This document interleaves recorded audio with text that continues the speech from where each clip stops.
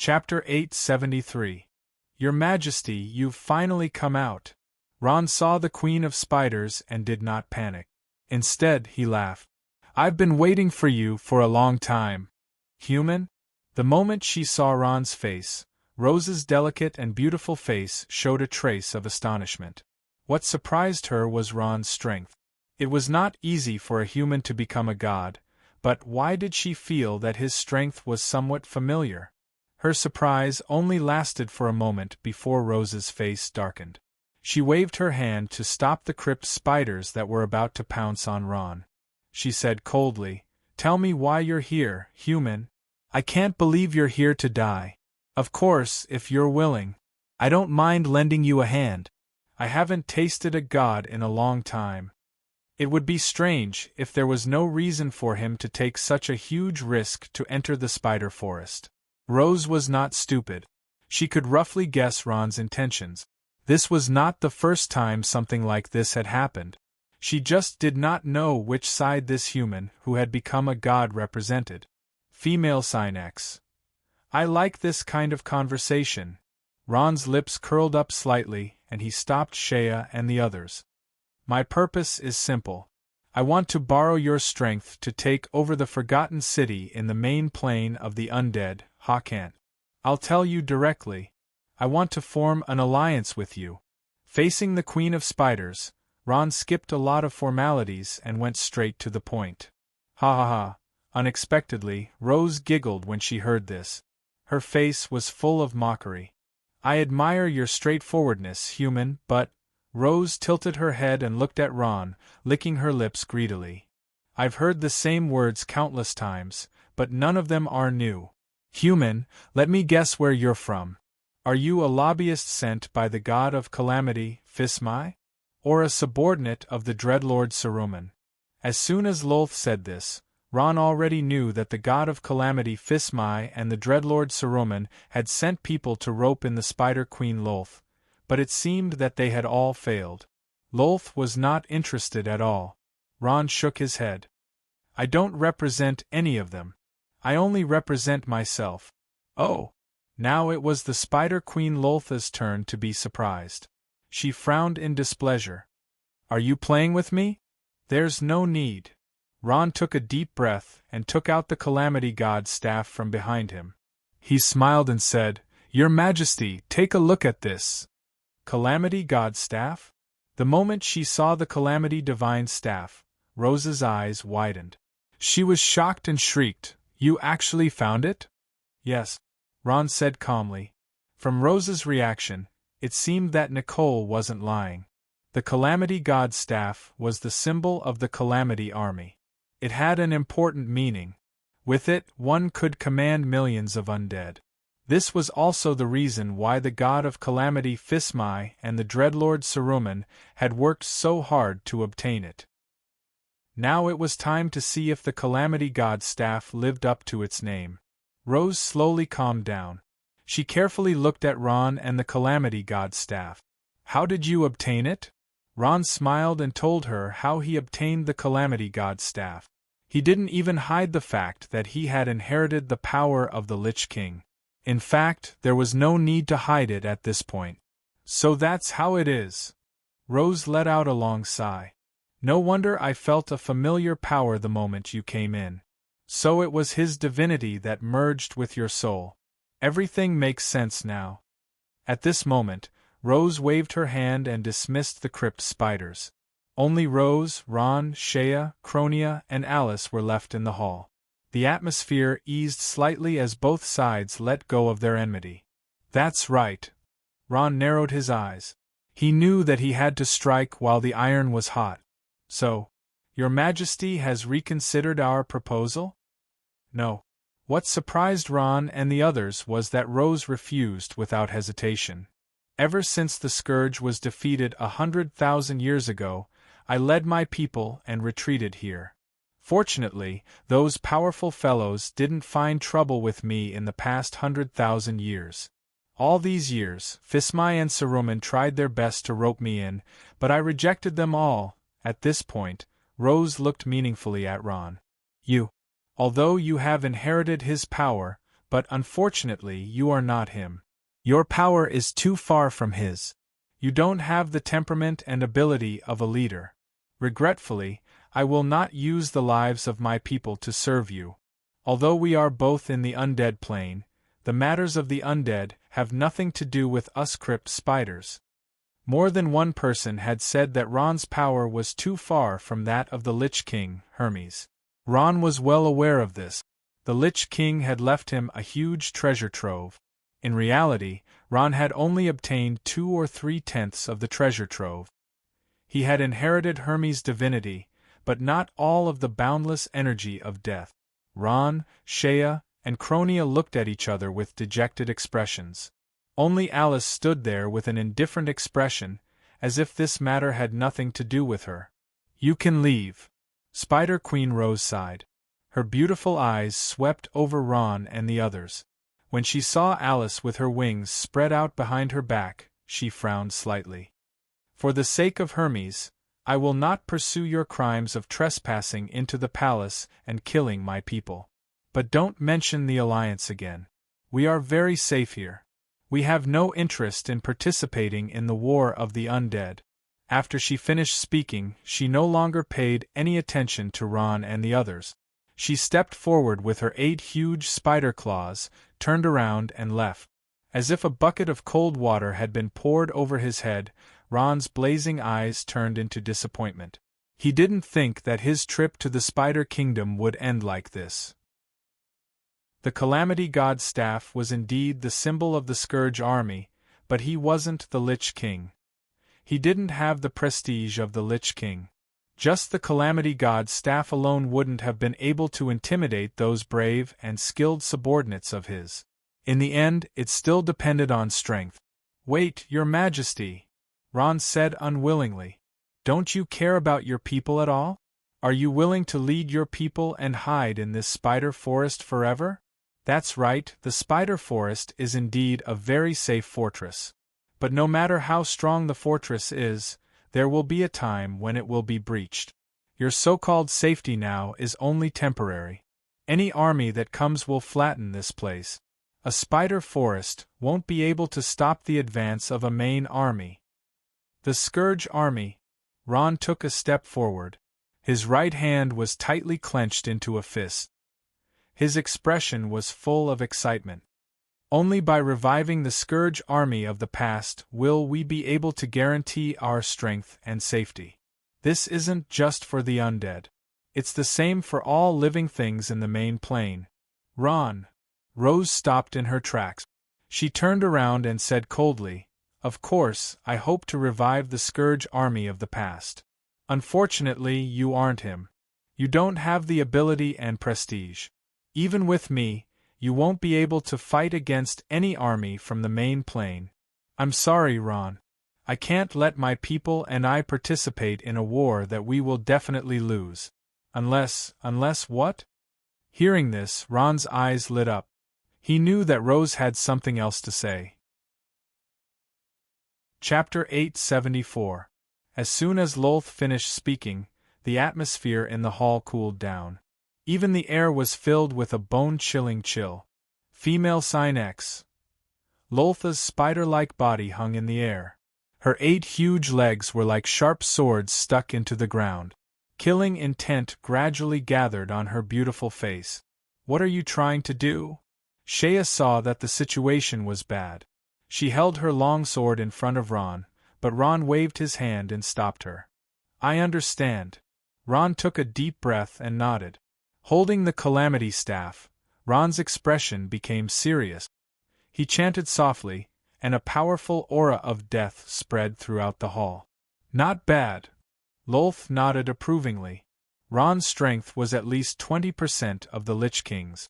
At this moment, Rose smiled faintly. Her pair of beautiful eyes instantly turned green. Similarly, she also cultivated the divine power of death. The 2 divine energies of death collided in the hall. Countless ghosts intertwined and danced in the air. Sharp and mournful cries reverberated in the hall. The ground trembled slightly. Dust fell from the ceiling with a puff, puff sound. Ron's Calamity staff spun faster and faster. The skulls rubbed against each other and made clack, clack sounds. Shea, and Alice had already retreated to the side. Shea held her long sword and watched the two anxiously. If Ron was in danger, she would immediately rush over. At this moment Lolth spoke. "Come, Ron. Let me see how much of Hermes' strength you have inherited." As she spoke, Loltha's hands formed a strange seal. A vast amount of divine energy of death surged out. Death mark. Asterisk boom. Asterisk a huge skull appeared out of thin air. It bared its fangs and brandished its claws as it pounced towards Ron.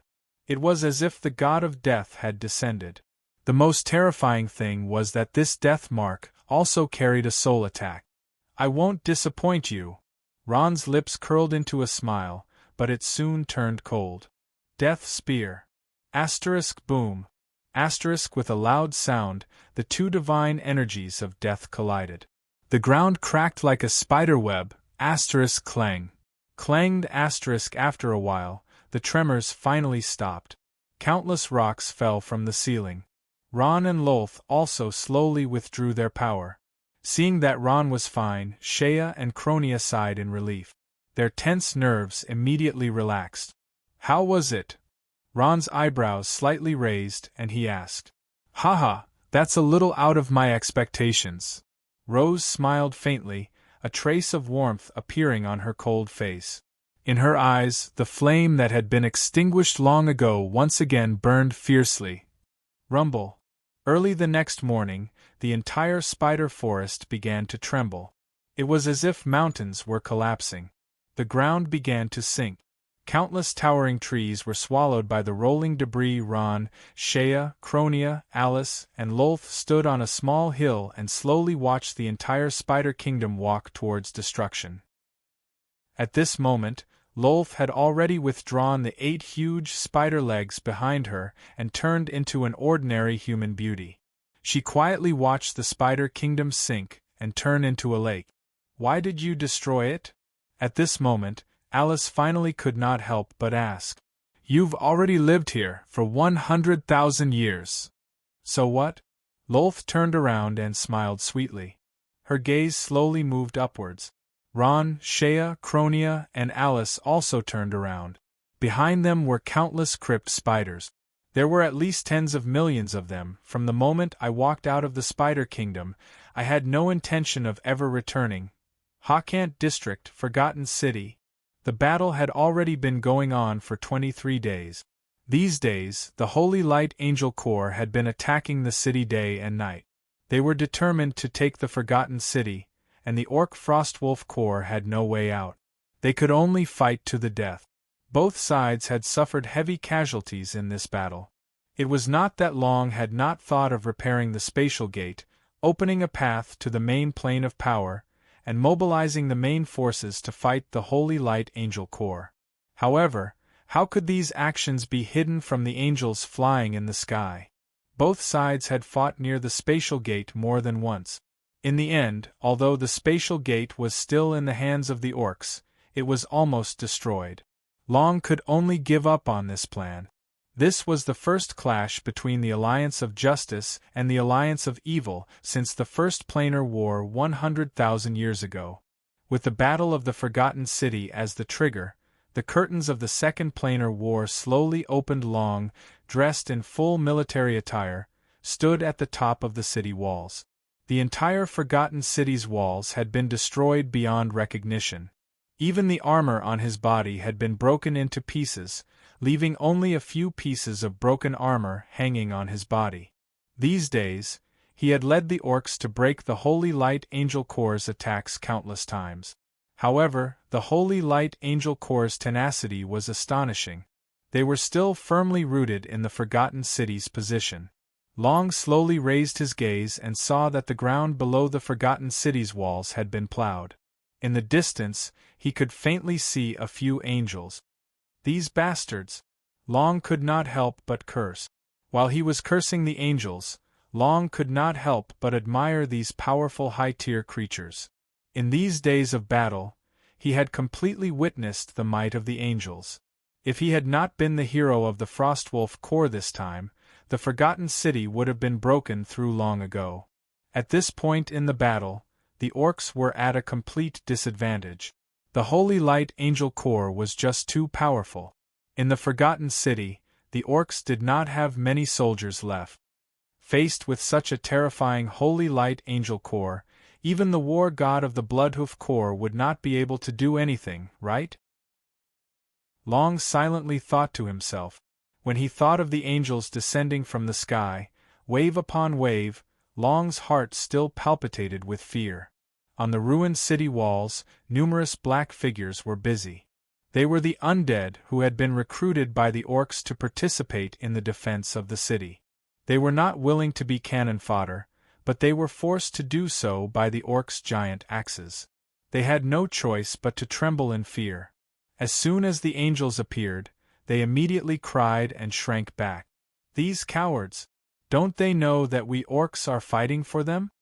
Thinking of the orc soldiers who had sacrificed themselves, Long's heart was filled with anger. He resented these undead for not being able to help at the critical moment. Long seemed to have forgotten that he had once ordered that the undead in the forgotten city were not allowed to cultivate the energy of death. Once discovered, they would be immediately executed. At that time, Long had wanted to protect the orcs' rule and prevent another powerful hero from being born among the undead. That figure, could it be him? At this moment, Long thought of Ron, the powerful undead who had saved 3 people right under his nose. Although he did not know Ron's name, he had always been brooding over him. But at this moment, Long had no time to think about it anymore. The Holy Light Angel army in the distance was moving. This was the signal that the angels were preparing to attack the city. They had done this countless times already. Pass down my order. Frostwolf army, prepare for battle. Long shouted loudly. His voice traveled far and wide. Yes, Lord Long. Hearing this voice, the orcs trembled and stood up energetically. Even the orcs who had fallen asleep at the foot of the wall crawled up with simple weapons in their hand. Although their side was at a complete disadvantage, the orcs displayed extremely high tactical qualities. The angels' horns had already been blown. The ground army in white clothes and white armor began to charge.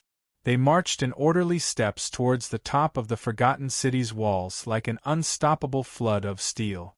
Then, a white line appeared between the sky and the earth. That was the dark cloud formed by countless angels, pressing down on the forgotten city. My lord, look! It's the undead. They've pushed the undead out again. In the sky, Gray pointed to the ground and shouted.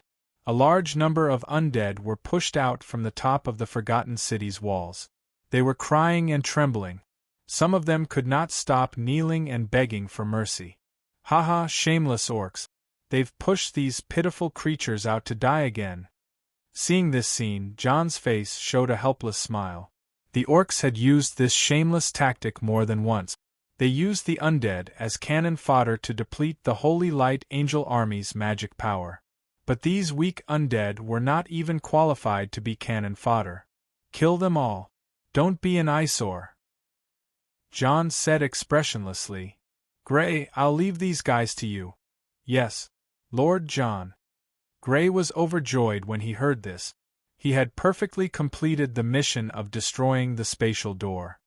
He had also made a lot of contributions in the Battle of the Forgotten City. As he wished, he was promoted to be John's assistant. At this moment, Gray was smug and proud of his success. He had long forgotten about Alice. Ha! John smiled slightly. He looked at the undead on the ground who were begging for mercy. He could not help but feel a trace of contempt in his heart. The scourge of 100,000 years ago was just a legend, right? How could these lowly creatures defeat the legion of holy angels? Impossible. As an angel born after the First Plane War, Hardadef didn't believe that the undead had such an ability. Looking at the undead on the ground, Hardadef couldn't associate them with the word powerful. At this moment, John's gaze was fixed on the figure who was still standing proudly on top of the city wall. That was Long, one of the strongest orc heroes. At this moment, He was already holding a sword in his hand, ready to fight. "Haha, I was wondering who it was. Isn't it the Archangel John who was beaten by me time and time again like a pitiful puppy?" Long waved the sword in his hand and laughed maniacally when he saw John. His words were half true and half false in order to attack John's confidence and morale. "What? You're here to die again?" Unexpectedly, Hardedef had long seen through his scheme.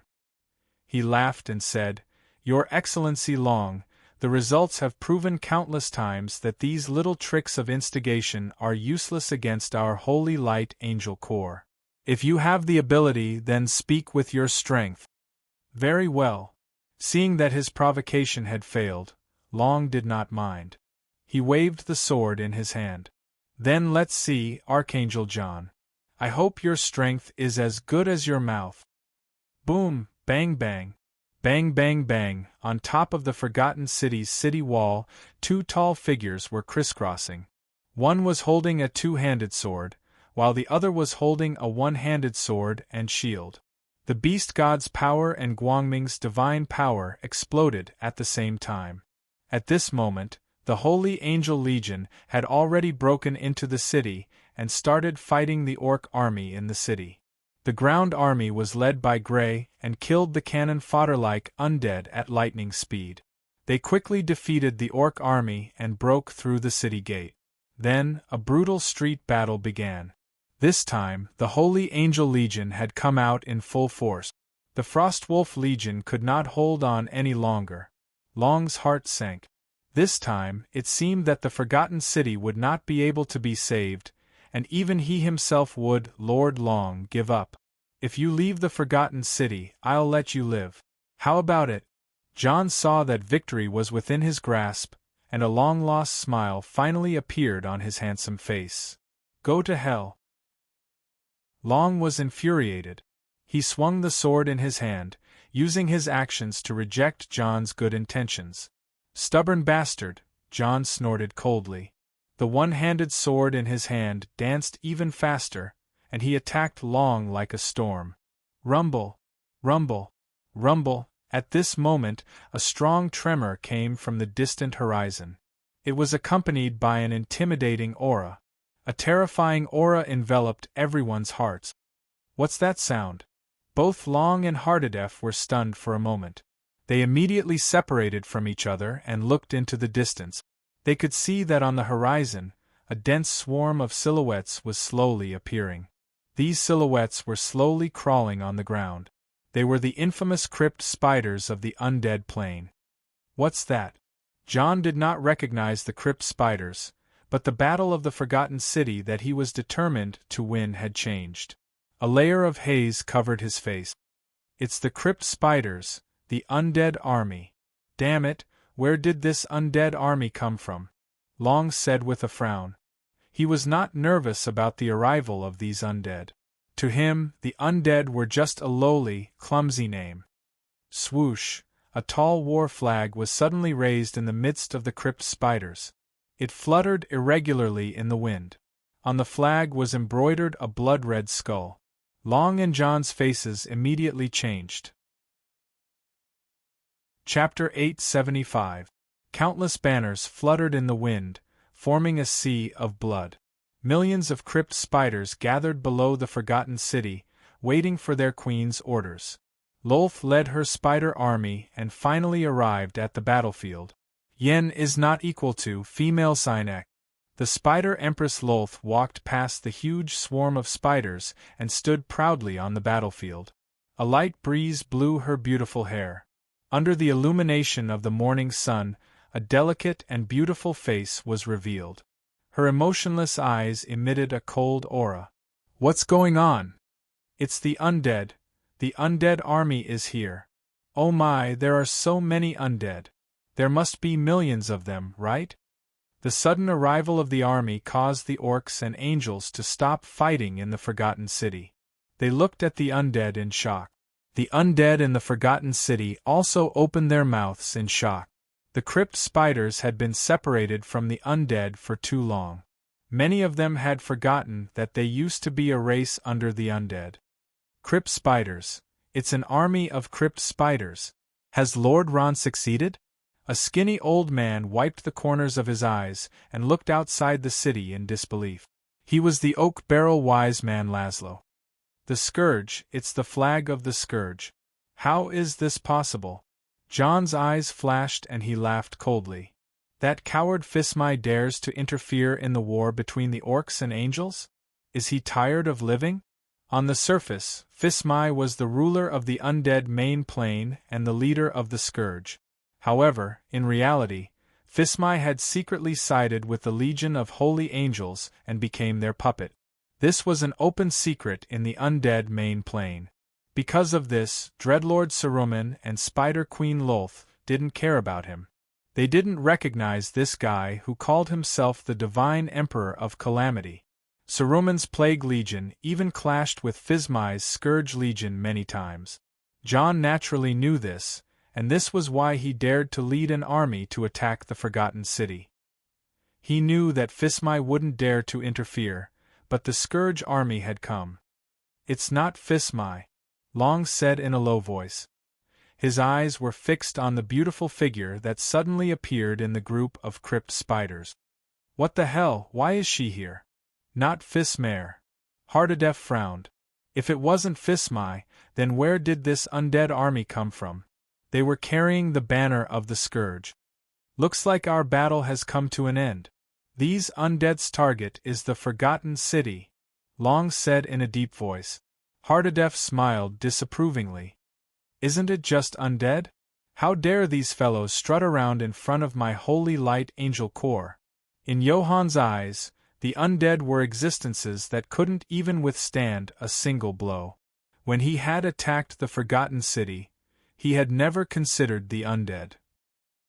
Although there seemed to be a lot of undead in front of him, as long as the angel corps charged, the undead would be routed and run in all directions before being annihilated by the angel corps. Don't underestimate these undead. They're different. Lung stared at the beautiful figure that appeared in the distance and could not help but remind, "Sir John, I suggest that we work together to destroy these undead." Hee. Hardadef looked at Lung in disdain and sneered. "Sorry, we don't have the habit of working with losers." When Lung heard this, anger rose in his heart, but he quickly calmed down. Indeed, they had the advantage in terms of numbers, but in the end they were defeated. No matter how arrogant Lung was, he had no choice but to accept this fact. The angel race was indeed a high-level creature that was favored by the gods. Hardadef smiled. "Since that's the case, I'll let you see how we angels defeat these useless undead." The Forgotten City's orc army was already struggling at death's door, so there was no need to worry. Hardadef looked at the undead and the corners of his mouth curled up slightly, revealing a contemptuous smile. "It's him, Long." Rose smiled and gently brushed her beautiful hair, instantly revealing a myriad of emotions. "I didn't think that my first opponent after coming back would be this little fellow." "Little fellow?" Hearing this, Ron could not help but be stunned. To be able to call a powerful god a little fellow, Rose could be considered an anomaly. Just as Ron was preparing to deploy for battle, he saw countless angels gathering in the sky above the Forgotten City and charging towards them with great momentum. There were only a few tens of thousands of angels, but they had to face an army of over 1,000,000 crypt spiders. He did not know if Hardadef was too arrogant or if he was too confident in his own strength. "They're here." Ron's heart tightened. He gripped the Calamity God's staff in his hand and shouted in a deep voice, "Rose, prepare for battle immediately." "Haha, Ron, don't worry. These angels can't do anything to us." Rose's eyes narrowed. To her, this was a very typical act of suicide.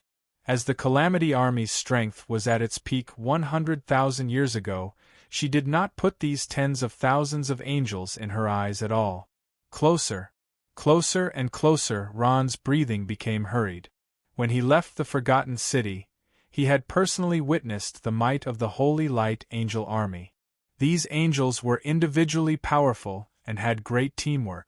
Together, they were a powerful force that could not be underestimated. The angels arranged themselves in a fixed offensive formation, flying without any disorder. Their bodies flickered with all sorts of buffs, and their eyes were filled with fanaticism as if they were facing a god. Gray flapped his wings and led a large group of angels to attack. He did not know why, but when he saw the large number of undead army in front of him, Gray faintly felt uneasy. A sense of danger suppressed his heart. What's going on? They were getting closer and closer, and Gray felt his heartbeat rapidly increasing. Cold sweat seeped through his armor and instantly drenched his clothes. At this moment, he saw a human woman suddenly appear in the midst of the crypt spiders. This human woman was extremely beautiful, but this was not the main point. Every angel, regardless of gender, was extremely handsome. Wait, why did her face seem so familiar? The moment Gray saw that woman, his body shook violently. The woman's face in front of him instantly overlapped with the face in his memory. It's her! Gray abruptly stopped his body, and a discordant note appeared in the angel battle formation. This was absolutely forbidden in the war in the main plane of order. As the leader, Gray would definitely be severely punished when he returned. But now, he couldn't care less about that. He screamed like a madman. Not good, there's danger ahead. Quickly retreat. Retreat, get ready. At this moment, Rose looked at the sky and smiled coldly, slowly raising her right hand. Release, swish, swish, swish. In an instant, countless crypt spiders opened their mouths, and countless threads shot out from these hideous and terrifying creatures, shooting into the sky like arrows. Ah, not good! My wings are stuck, help! I'm going to fall. The threads shot from the ground into the air formed a dense anti-air net, and the angels were all caught in it. Some of their bodies tilted and fell, and what greeted them below was the bloody mouths of countless crypt spiders. Gray's body was trembling, and so was his heart. The scene in front of him was exactly the same as the scene 100,000 years ago. The anti-air net formed by interweaving spider threads caused the angels to fall to the ground one after another. Although these terrifying crypt spiders were not strong individually, they were the nemesis of all flying creatures. Retreat! Retreat! Quickly retreat! Gray tried his best to command the angels to retreat quickly. Some of the angels could not retreat in time and had already fallen into the crypt spiders. The crypt spiders surged forward, and Gray could only watch as they were dismembered. How could this be? Hardedef watched until his eyeballs almost fell out. He could not believe that such a ridiculous scene had actually happened before his eyes. Powerful angels had actually suffered such a crushing defeat? It's the crypt spiders. Lung took a deep breath and said, "They're the most terrifying anti-air army. They're indeed powerful." Ron and Shea looked at each other, and they could see the shock in each other's eyes. Rose's tactics were completely out of their expectations. Could this be the true strength of the Scourge 100,000 years ago? No wonder Fismai and Saruman wanted to rope Rose in. No matter which camp this huge spider army joined, it would be the strongest force. If not for the fact that Ron was the appointed successor of the Lich King Hermes and had the Scourge staff in hand, with Spider Queen Rose's arrogant personality, there was no way she would work for him. Lord! Hardedef! Gray flew back to Hardedef like a stray dog and said breathlessly, his eyes still filled with deep fear. You don't have to say anything, I know. Chapter 876. In order to deal with the threat of the undead, the two slave masters with ulterior motives easily came to a compromise. At this moment they had a common goal. After a round of charging, although the Holy Light Angel Corps had suffered some losses, their main force was still there, especially the ground troops. Other than fighting with the orcs, they basically did not suffer too many losses. Although the Holy Light Angel Corps was not as strong as the orcs, their tactics, coordination, awareness, and equipment were far superior. In addition, the Holy Light Angel Corps was filled with many paladins and priests. These professions could heal the soldiers' injuries and raise their morale, and played an important role in battle. Often, after being half-crippled and carried down, the injured soldiers would quickly reappear on the battlefield. This was also the reason why the Holy Light Angel Corps was able to defeat the orcs despite having fewer people.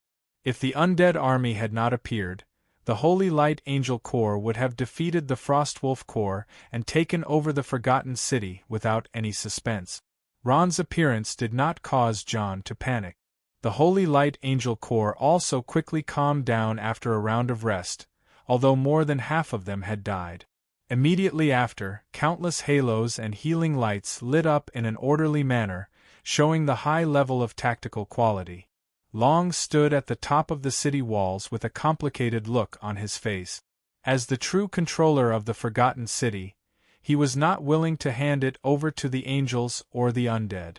However, between the angels and the undead, Long did not hesitate to choose the angels.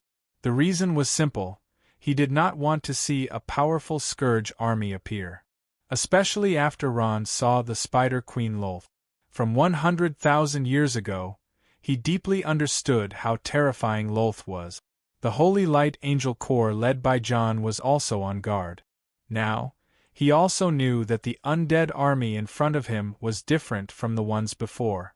The orcs and angels began to retreat. They slowly retreated into the city, on high alert. The experienced soldiers had already begun to guard the various strongholds. They've retreated. Lolth frowned. This is a bit difficult. This commander is not an idiot. Yes. Ron slowly nodded. No matter what, we have to take over the Forgotten City. This is our most important stronghold. But we only have the crypt spiders. Rose turned around and glanced at Ron as she smiled. Without the cooperation of the other undead soldiers, it will be very difficult for the cave spiders to break through the Forgotten City.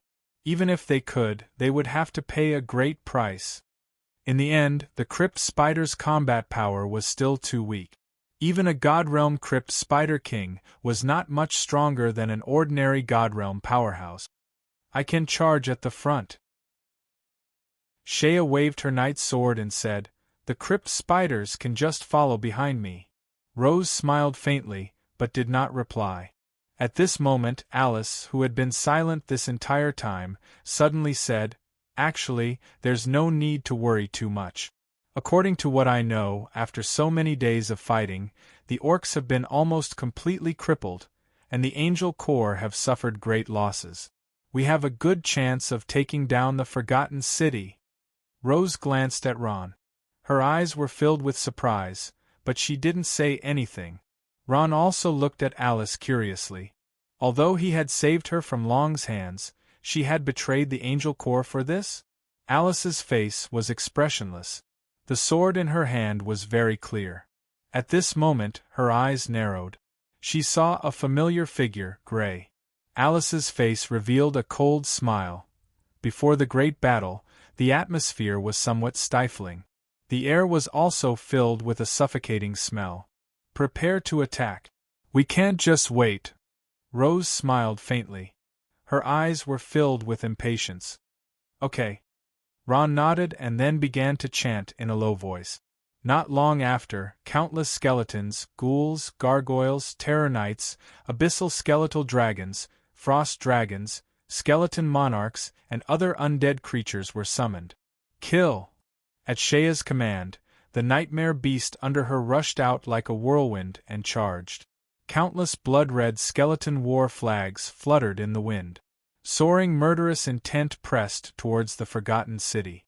The black mass of crypt spiders was like heavily armored warriors, but also like demons from hell.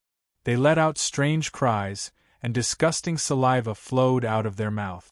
They were filled with unease and fear. "They're here. Prepare for battle!" John shouted.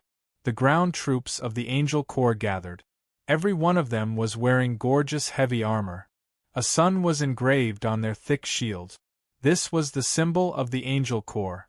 Lung also ordered the Frostwolf army to prepare for battle. The Tauren troops with totem poles on their backs, the Frostwolf knights riding giant wolves, the orc shamans wearing strange robes, and the troll hunters wielding spears all stepped out. Roar! Rose let out a low roar and jumped with all her might. Her body instantly grew bigger, and then a huge, terrifying creature appeared in front of everyone. At this moment, Rose had already turned into a crypt spider. However, she was several times bigger than a normal crypt spider. Her whole body was covered in a carapace that was as hard as steel. A few long, strange, huge horns protruded from her head. Her beautiful face was hidden in the carapace, and only a pair of cold eyes could be seen. Her 6 legs supported her on the ground, and her speed was not slower than Shea's. Her hands turned into 2 huge claws that were as sharp as scythes. She's Rose. Suddenly seeing Rose's true form, Ron was shocked. This was the first time he saw the Spider Empress in her true form. That's right. A crypt spider king behind him said coldly. This is Her Majesty the Spider Empress true form. However, she doesn't like to transform into this form. Soon, Rose had already passed by Shea and arrived at the Forgotten City. She leaped, and her huge body jumped up high like a flea. The armor on her back spread open its wings, and she jumped up to the top of the city wall. Quick, kill her! The angels turned pale with fright. Then, paladins, priests, warriors, and other ground troops rushed up to the top of the city wall. They waved their weapons and attacked Rose. Rose laughed lightly and went up to meet them without any hesitation. At this moment, her eyes had turned green. Piercing spear! Rose shouted, and her scythe-like pincers slammed into the ground. Sharp spikes suddenly protruded from the ground and spread in all directions like ripples. Ah, not good, I've been stabbed, save me. Damn it, where did these things come from? The strange attack method caused the angels and orcs to panic. Some of them were pierced by the spikes protruding from the ground, while others were hung on the spikes. They died miserable death. That's right, it's her. Gray's body trembled. He hid behind the crowd, not daring to rush up. The huge monster standing in front of him was one of the heroes who led the undead army to attack the city amongst the clouds 100,000 years ago, the Queen of the Crypt Spiders, the Queen of Spiders. This terrifying figure often appeared in his nightmares, and became the most terrifying fear in Gray's heart. Kill, kill, she was over 4 meters tall, a head taller than the largest Tauran warrior. At this moment, she was like a sophisticated killing machine. Broken limbs flew everywhere, and blood splattered all over the ground. Although Rose did not have any weapons, the 2 pincers in front of her were her strongest weapons. They were hard and sharp, and even divine weapons would not be able to harm them. Some of the warriors had already closed in on Rose, roaring and thrusting their swords at her. Spike shield. Rose did not even look, and directly used the spike shield skill. Then, countless spikes protruded from her hard carapace. The warrior let out a blood-curdling scream, and then slowly fell to the ground.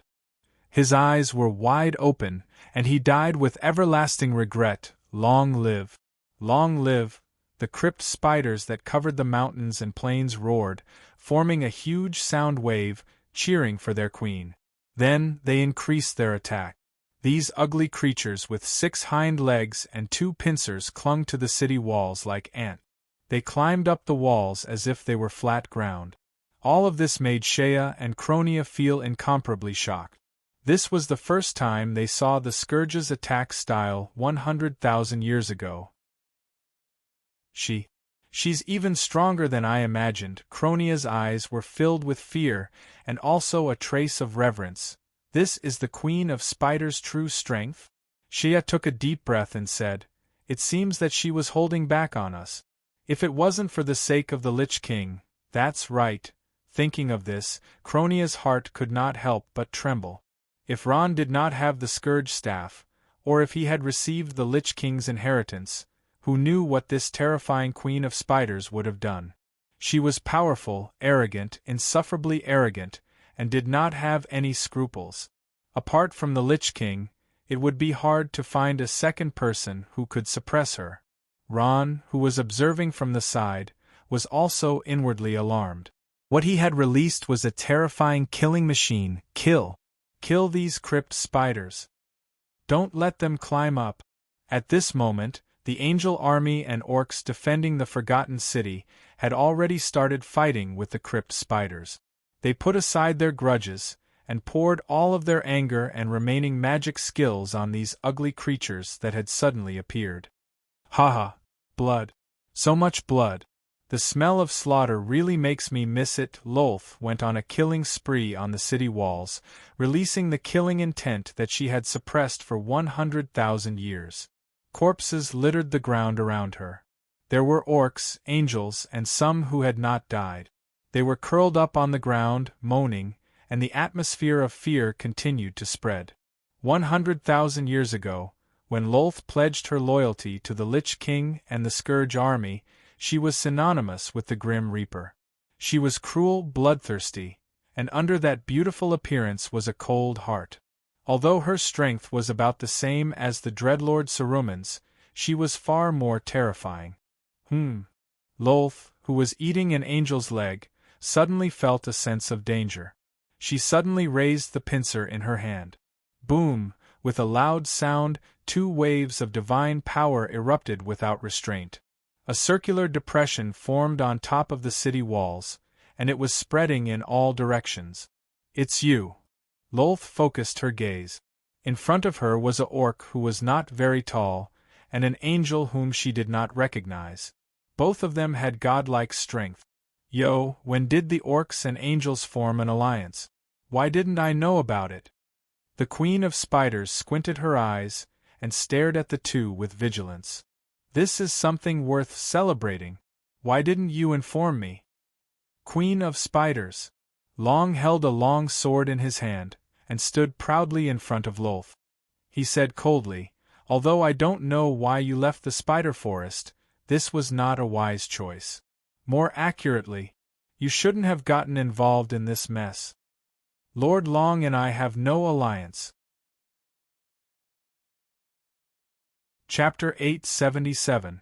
If not for the fact that the battle with the orcs had cost the angel army too much, with John's character, he would not have allied with the orcs, even if it was only temporary. However, now that the situation was dire, he would have to retreat to the main plane of order with his angel army of hundreds of thousands. The timing of the Scourge army's arrival was too good. Bang bang. At this moment, the Spider army was attacking the Forgotten City. They climbed up the city walls like ants and fought fiercely with the defenders. At this moment, the top of the Forgotten City had become a hellish battlefield. Blood splattered and filled half the sky. Countless ghost-like things hovered above the city walls like flies that had smelled blood. On the other side, the orcs and angels stood together, which was rare for them. They held broken weapons in their hands and roared as they attacked the crypt spiders that climbed up the city walls. The ground troops of the angel army were much more organized than the scattered orcs. The paladins, crusaders, and priests formed a strange formation to resist the crypt spiders that surged up like a tide. Although they were few in number, their combined combat power was stronger than that of the orcs. The orc turrets roared angrily again, and shells exploded in the midst of the crypt spiders. Smoke filled the air, and these creatures with weak defenses couldn't withstand the destruction of the shells at all. They were instantly blown to smithereens. Even so, these creatures couldn't stop their advance. They continued to swarm over and attack like a tidal wave. The blood-red skull flag fluttered in the wind. The angel army is indeed powerful. I can't imagine how Hermes defeated them back then. Ron did not feel much when he watched the angels and orcs fight from afar, but when he really faced them, he sighed. The combat power of the angel army was much higher than that of the orcs. They cooperated well and advanced and retreated well. Although they were fewer in number, they were firmly nailed to the city walls like a nail. No matter how the spiders attacked like a tide, they did not retreat half a step. At this moment, Ron's gaze fell on the undead in the Forgotten City, and he could not help but frown. There were over 1 million undead in the Forgotten City, and some of them had joined the orcs, while others had surrendered to the angels. However, most of the undead had looks of confusion on their faces, and they did not know what to do. At this moment, she was like a powerful war chariot, unstoppable and unstoppable. Her forelimbs were shaped like pincers and sharp like swords. They could easily cut through the tough armor of the paladins and block the heavy battle axes of the orcs. On the other hand, the carapace on her body was impenetrable. When the blades slashed at her, they could only leave shallow blood marks on her body. At this moment, a large number of mutilated corpses lay around Rose. Her body was already drenched in blood. Clang! Finally, the slaughter chariot came to a stop. The ones who could stop Rose were none other than John and Lung. They had abandoned their opponents and appeared in front of Rose, one on the left and one on the right. Hee, when did the orcs and the angels form an alliance? How come I didn't know? Rose smiled. She narrowed her eyes and looked at the two with a mocking gaze. She raised her pincers high and was secretly on guard. John and Lung looked at each other with an awkward expression. You don't need to know. John coldly snorted. The long sword in his hand emitted a myriad of light. Lung was even more direct. Die! As they spoke, the two figures rose into the sky and charged towards Rose with their weapons raised. Boom! Boom! Boom! An intense battle unfolded on the city wall.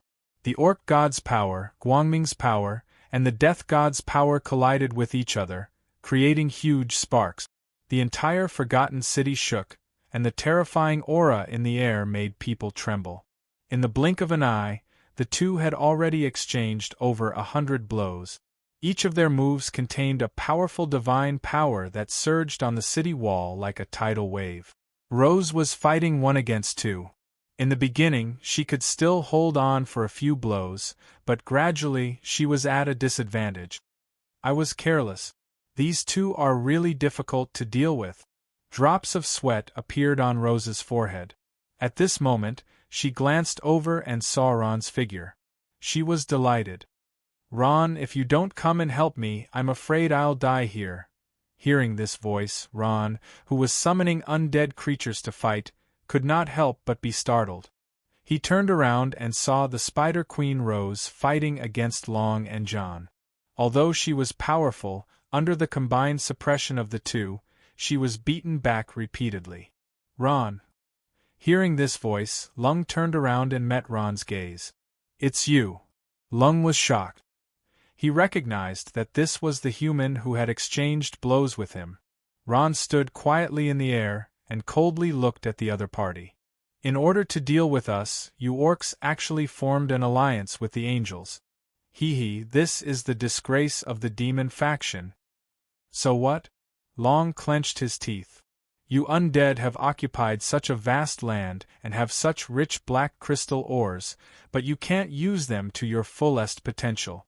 Rather than letting others occupy your resources, why don't you give them to us, the Beastmen? Compared to the resource-rich undead plane, the black crystal ores in the strength plane were much inferior in both quality and quantity. This was also the reason why the Frostwolf army took the risk of betraying the alliance and took the lead in occupying Forgotten City. Shameless. He had seen Shameless before, but never to this extent. The orcs had found a perfect excuse to cover up their blatant invasion. Ron's facial muscles twitched a few times. One could see the anger in his heart, but he quickly calmed down. Orcs, you will pay the price for your greed. Come, undead. Lung retreated instead of advancing. He waved the long sword in his hand, and rays of light kept gathering. Let me see if you have the right to talk to me. Blade storm. Lung shouted loudly, and his body turned into a huge whirlwind. The powerful beast god power broke through the void and swept towards Ron. Blade storm was Lung's famous ultimate skill. It was very powerful, and when combined with the celestial weapon Bloodthirsty Blade, its power was multiplied. At this moment, Lung was like a furious god. The storm raged and destroyed everything in its path. What a powerful battle skill, as expected of Lung. Rose sucked in a breath of cold air. Even she had no choice but to retreat from the might of Bladestorm. However, there was one person who did not retreat, and that was Ron. His tall figure stood in the air, and his eyes turned green. Wisps of black gas quickly gathered and formed a huge skull. It was like the god of death had descended from the sky. The strange and vast death god power intimidated everyone. Shadow of Death. The powerful death god power transformed into a ferocious and terrifying death god figure and violently attacked Lung. The collision between the god of death and the beast god's power continued to spread out like waves, forming a huge energy vortex. Some of the pitiful beastmen were directly sucked in, and with a blood-curdling scream, their bodies were instantly torn to pieces. Boom! As the two fought, the huge city wall caved in. Countless boulders fell, and a huge hole appeared in the gate of the Forgotten City. The city is breached. The city is breached, long live! The undead army let out a loud cry, and the orcs and angels of the Forgotten City turned pale. At this moment, countless undead had already rushed into the city and started fighting with the city's defenders. You're all finished. Rose let out a soft laugh. At this moment, her only opponent was Hardadef, and the pressure on her was greatly reduced. She immediately increased the speed of her attack. Not necessarily. Hardadef didn't back down. The long sword in his hand danced even faster. His handsome face was filled with unswerving determination. As a powerful battle angel, Hardadef's innate arrogance never allowed him to back down even though he was at a complete disadvantage in the battle with Rose. Boom! Hardadef and Rose exchanged a blow, and he was forced back a few steps by her pincers. With a swish, Hardadef spread out the pure white wings behind his back and stabilized his body. Just as Hardadef was about to launch another attack, a faintly discernible light in the Forgotten City attracted his attention. Hardadef was floating in the air and saw everything clearly. He was stunned at first, and then his eyes opened wide. There was shock and anger in his eyes, because the source of that light was the spatial gate. Around the spatial gate, countless orcs were busily working, and the destroyed spatial gate was being repaired bit by bit. The cunning Lung knew that between the angels and the undead, he was the weakest. He pretended to use the conditions of an alliance to stabilize Hardadef, but his true goal was to repair the spatial gate. Hardadef agreed to the temporary alliance with Lung, but gave the opportunity to repair the spatial gate to him. As soon as the spatial gate was restored to normal, an endless stream of orcs would rush over from the power plane. The Holy Light Angel Corps was a lone army in the undead plane, and the undead with only the crypt spiders could not exert their power. When that time came, the orcs would become the strongest side, and the balance of the war would tilt in their favor. This was a lie, a blatant lie. He was too careless, too careless. These filthy, lowly, and despicable trash creatures. Hardadef's face turned green and white, and anger flashed across his face. At this moment, he was so regretful that his intestines turned green. He took a deep breath and made a prompt decision, and immediately gave an order to Gray. "Gray, take some men and destroy the spatial gate right now." Yes, sir." What? Gray, who was fighting with the undead, received Hardadef's message in his mind. He could not help but be stunned. Didn't we already form an alliance with the orcs? Alliance my ass, we were deceived. Hardadef was so angry that he started cursing. These cunning orcs have no sincerity at all. Don't worry about anything now, take some men and rush over immediately, and completely destroy the spatial gate. Yes, sir, I'll do it right away. After hearing Hardadef's words, Gray understood. He called out, and several angels flapped their wings and soared into the sky, flying in the direction of the spatial gate. Damn it! Seeing the figures of the angels flying away, Lung's face turned gloomy. He knew that his plan had failed. The other side had taken precautions, but he was held back by this hateful human in front of him. Chapter 878. The Forgotten City's space gate was bustling with activity. Countless orc laborers were busy. They were holding coarse, ugly, and huge stones and moving them to the edge of the space gate with great difficulty. The craftsmen compared the fragments of the space gate and skillfully stuck the fragments into the stone pillars of the space gate. Sweat flowed down the muscular bodies of the orc laborers and dripped to the ground. Looking at the spatial gate that was slowly being repaired, a victorious smile appeared on their faces. When Gray led the angels to the spatial gate, everything in front of him made him unable to restrain his anger. At this moment, the repair of the spatial gate was almost complete and was emitting a faintly discernible light. As long as the spatial gate was repaired, the angels would have nothing to do with the battle of the Forgotten City. Gray's eyes were filled with anger. He had never thought that the orcs, who had always been stupid, would actually play around with the angels, who claimed to be high-level creatures. Kill! Gray almost spat out this word from between his teeth. As soon as his voice fell, the long sword in his hand slashed out like a meteor and cut the orc closest to him into two. Oh no, the angels are coming! The orc laborers were frightened. They screamed and ran in panic. They were in a mess and trampled on each other. There were countless deaths and injuries. They looked very strong, but they were far from being a match for the angels. The angels slashed one by one, and soon, they all fell into pools of blood. Kill them all. Don't leave a single one alive. Gray gave the order coldly. He did not care about the lowly lives of these pitiful orc laborers at all, even though they were not all innocent. The angels faithfully carried out Gray's orders. They were all precise killing machines. Under their almost perfect appearance was a cold heart. Broken limbs, broken arms, flying heads. Blood flowed all over the ground as far as the eyes could see. Accompanied by the screams and begging for mercy of the orc laborers, Gray's exquisite face was filled with ferocity. Every step he took left a dark red footprint on the ground. Roar! Just as Gray and his angels were wantonly killing, a furious roar broke the strange silence, and a glimmer of despair appeared in the eyes of the orc laborers who were in despair. Boom! With a light touch from the heavy body, the huge and sturdy wall collapsed with a loud bang. Amidst the smoke and dust that filled the sky, many stalwart figures were revealed. They wore heavy armor and had blood-red eyes that resembled copper bells. They held huge shields in one hand and heavy war drums in the other. Their thick nostrils exhaled angrily, and their eyes that were filled with anger and hatred kept sizing up the angels. Their killing intent kept condensing. It's the Tauren warriors have come to save us.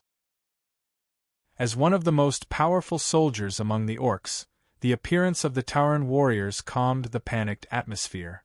The orc laborers hugged each other and wept. Tauren? Gray's heart skipped a beat, and he immediately went on full alert. He knew better than anyone how terrifying the Tauren warriors were on the battlefield. Berserk! In an instant, the eyes of all the minotaurs turned blood red. Then, these powerful minotaurs raised their weapons and charged at the angels. Be careful! The angels turned pale with fright. They flapped their wings, intending to fly. The Tauren warriors of the orcs were powerful and could be said to be invincible on the ground, but they had a weakness, which was that they could not attack in the air. Most of the angels were lucky. They flapped their wings and flew into the air, but a small number of angels' feet seemed to have grown roots on the ground.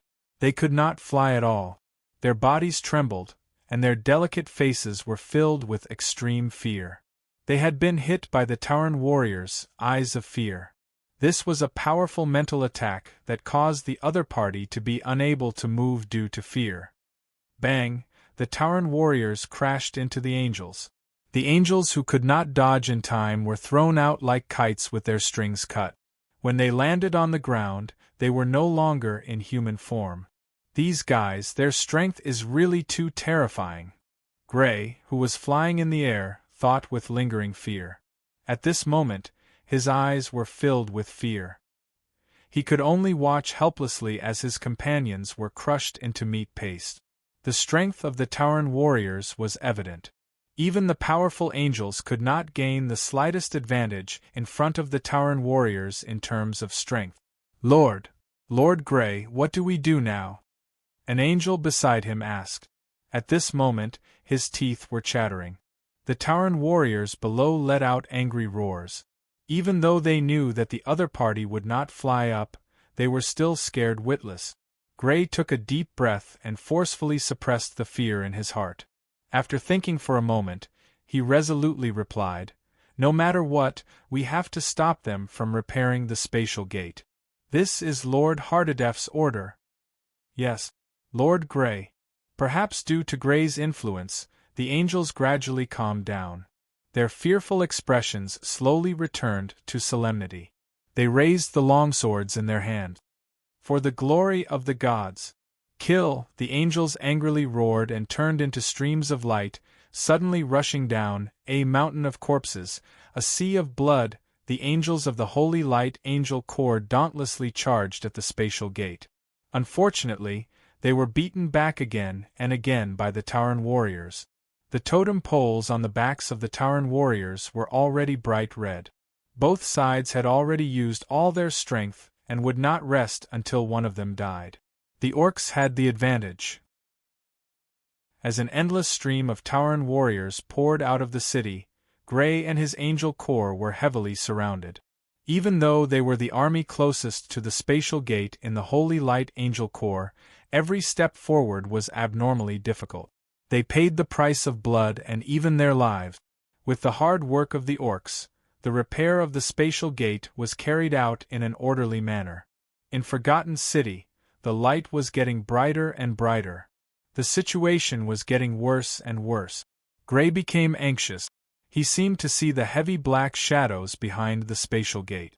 If the orcs from the Strength main plane rushed out, then everything would be over. Powell, Rome, Janice, seeing the lives of angels disappear one after another, Grey was extremely angry. These were the most powerful battle angels. Powell's head was chopped off by an orc, Rome's head was crushed by a Tauren, and the most miserable one was Janice. This young female angel with brown curly hair and beautiful brown eyes was chopped into meat paste by the crazy orcs. War was so cruel, whether it was for orcs or angels. Under the encirclement of more and more orcs, the team of angels led by Grey was gradually losing. Grey was the leader of this group of angels and was also the strongest angel, so he naturally became the target of the orcs. In front of him stood 3 tall Tauren warriors, 6 strong orc soldiers, and 8 troll hunters with spears. Even someone as powerful as Grey would not feel relaxed in the face of this pressure. At this moment, Grey was almost covered in blood. It was unclear whether it was his blood or the orcs. His body was covered in wounds, and his exquisite armor had long been shattered beyond recognition. One of the holy and beautiful wings on his back was also broken. He looked abnormally miserable. Grey kept roaring and his eyes were blood-red. What was different from his crazy fighting posture was his strength. At this moment, the light on his body was slowly dimming, and he was almost at the end of his rope. "Quick! Attack together, get rid of him first!" The orcs with rough appearances were definitely not stupid. They had already seen that Grey, this powerful battle angel, was at the end of his rope. In an instant, countless crude weapons greeted Grey. Boom! Grey held a longsword and clashed with a Tauren warrior. He only felt his vision darken, and he almost fell down. He gathered his remaining strength to stabilize himself, and then he laughed crazily. "Ha ha! Come on, you bastards! I'll let you see the power of a battle angel!" As soon as he finished speaking, Grey heard the wind behind him, and a huge black shadow smashed at the back of his head. It was a huge 2-handed hammer. If he was hit by this fellow, his brains would definitely splatter, and he would die on the spot. Just as he raised his sword to block, he found that his body was soft and could not exert any strength. Grey was shocked, and then despair surged from the bottom of his heart. "It's over." Grey closed his eyes sadly. The moment before he died, countless images flashed in his mind. Power, honor, money, status, everything he had was smashed to pieces by that huge two-handed hammer. Right at this moment, a light flashed with a whoosh. The huge two-handed hammer stopped, and a ferocious and twisted head rolled to the ground and spun a few times. Oh! Gray was stunned. At this time, a familiar figure came into his sight. "Alice, it's you?" Gray looked and was surprised and happy. "You're not dead yet?" At this moment, Alice stood in front of Gray and did not speak. Her face was like ice that had not melted in 10,000 years, and her cold eyes calmly looked at Gray. "That's great." Gray grabbed Alice. "I thought you were killed by that bastard beastman called Long. Quick, follow me, let's destroy the spatial door together. This is Sir John's order." Gray spoke like a machine gun, and his face was filled with ecstasy. "We can talk later. Now let's get rid of these damn beastmen." There was no concern, no greetings, no emotions. He did not even ask about the process of the matter. In Gray's heart, all of this was not important. He would always only have the mission given by his superiors, because glory, power, and status could only be obtained through missions. If everything went smoothly, Gray, who returned victorious, would undoubtedly be received by the Holy Light Army's angel captain Emily. The premise was that he could keep his life. Alice thought in her heart. At this moment, she only felt a bone-piercing chill, and she was extremely disgusted with Gray. Should angels be emotionless battle tools? Then, is such a god worthy of my loyalty? No. Angels are also living creatures. They are also advanced creatures with flesh and blood and rich emotions. We are not machines, not battle tools. We have our own thoughts and belief. We will never pledge loyalty to that damn army for some illusory god. Thinking of this, the murderous intent in Alice's eyes gradually condensed. Her sapphire-like eyes turned red in an instant, filled with a sense of evil. At this time, Gray felt a trace of strangeness. He turned around and felt a sharp pain in his abdomen. An exquisite angelic sword pierced deeply into his chest. "Alice, you..." Gray's eyes widened. Shock, fear, and confusion instantly appeared on his face. Until this moment, Gray could not believe that Alice would actually kill him. Not only were the angels from the Holy Light Army stunned by this scene, but even the beastmen were stunned. An angel killing another angel, this was too unbelievable. Was this betrayal? Silence. The battlefield was dead silent, and everyone in the battle stopped. It was as if only the cold Alice and the incredulous Gray were left in the gate of heaven and earth. The sharp long sword pierced through his body, and blood flowed down along the broken armor. Why? At this time, Gray calmed down instead.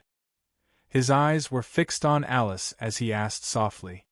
"For freedom." After Alice said this coldly, she twisted the long sword in her hand, and Gray's body fell heavily to the ground. Gray struggled to open his eyes. He felt that his life force was rapidly fading away. The dying Gray seemed to see a strange scene at this moment. Alice's long golden hair turned white, the white wings behind her turned black, and her beautiful blue eyes turned a strange blood red. The power of Guangming that symbolized holiness had long disappeared, and what replaced it was the black flames from hell. Angels who betrayed the gods were no longer angels. They betrayed the gods, abandoned the noble faith they were born with, and threw themselves into the arms of the devil in exchange for greater power. They were the symbols of evil, fear, and bloodthirstiness. They had another name: fallen angels. This is the legendary fallen angel who betrayed the gods? Why did Alice? Chapter 879. With black wings, blood-red eyes, a cold face, and a strange and terrifying aura, the appearance of the fallen angel caused the entire battlefield to be in an uproar. The orcs looked at the terrifying and strange creature in front of them in shock and were speechless for a moment. Alice closed her eyes and felt the power that was becoming more and more abundant, as if it was spurting out from the bottom of her heart. Her heart that had been bound for a long time finally broke free from its shackles. The feeling of being unrestrained made Alice feel extremely carefree. Alice's power kept rising. The surging black flames burned the sky and kept spreading in all directions, emitting a strange and powerful aura. Is this the power of freedom? Alice closed her eyes tightly as if treating the surrounding orcs like wolves and tigers as air. She quietly felt the power gushing out from the bottom of her heart. At this moment, she felt that her power was infinitely close to that of a god. Not bad. This is the feeling, Alice muttered to herself. At this moment, with a swish, she opened her eyes without any warning. Her blood-red eyes instantly shot out a bright light. She suddenly took a step forward, and the black flames on her body burned brightly. This is the power of freedom. Finally, the surrounding orcs recovered from their shock.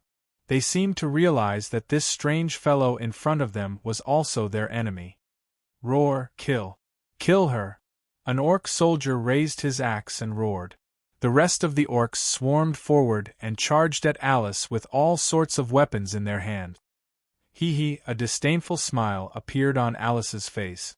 Her eyes gradually became fierce as she slowly raised the longsword in her hand and let out a sharp whistle. At this moment there was a loud bang, and a large hole suddenly split open in the flat ground. Some orcs could not stand steadily and fell in. Help! I'm falling! Oh my God, what's biting me? It hurts. My leg. Where did my leg go? The orc soldiers shouted. At this moment they discovered in horror that the collapsed hole was filled with densely packed crypt spiders. They were opening their mouths wide, revealing sharp and white teeth. Boom! Boom! Boom! As the ground cracked open, countless crypt spiders surged out and fought with the orcs. Although the crypt spiders were weak, their numbers were terrifying. In an instant they flooded the entire plaza. On the other side of the forgotten city. Boom! With an earth-shattering boom, the two figures in the sky finally separated. Ron was panting slightly, his expression a little haggard. He had gone through a series of battles and his strength was almost depleted.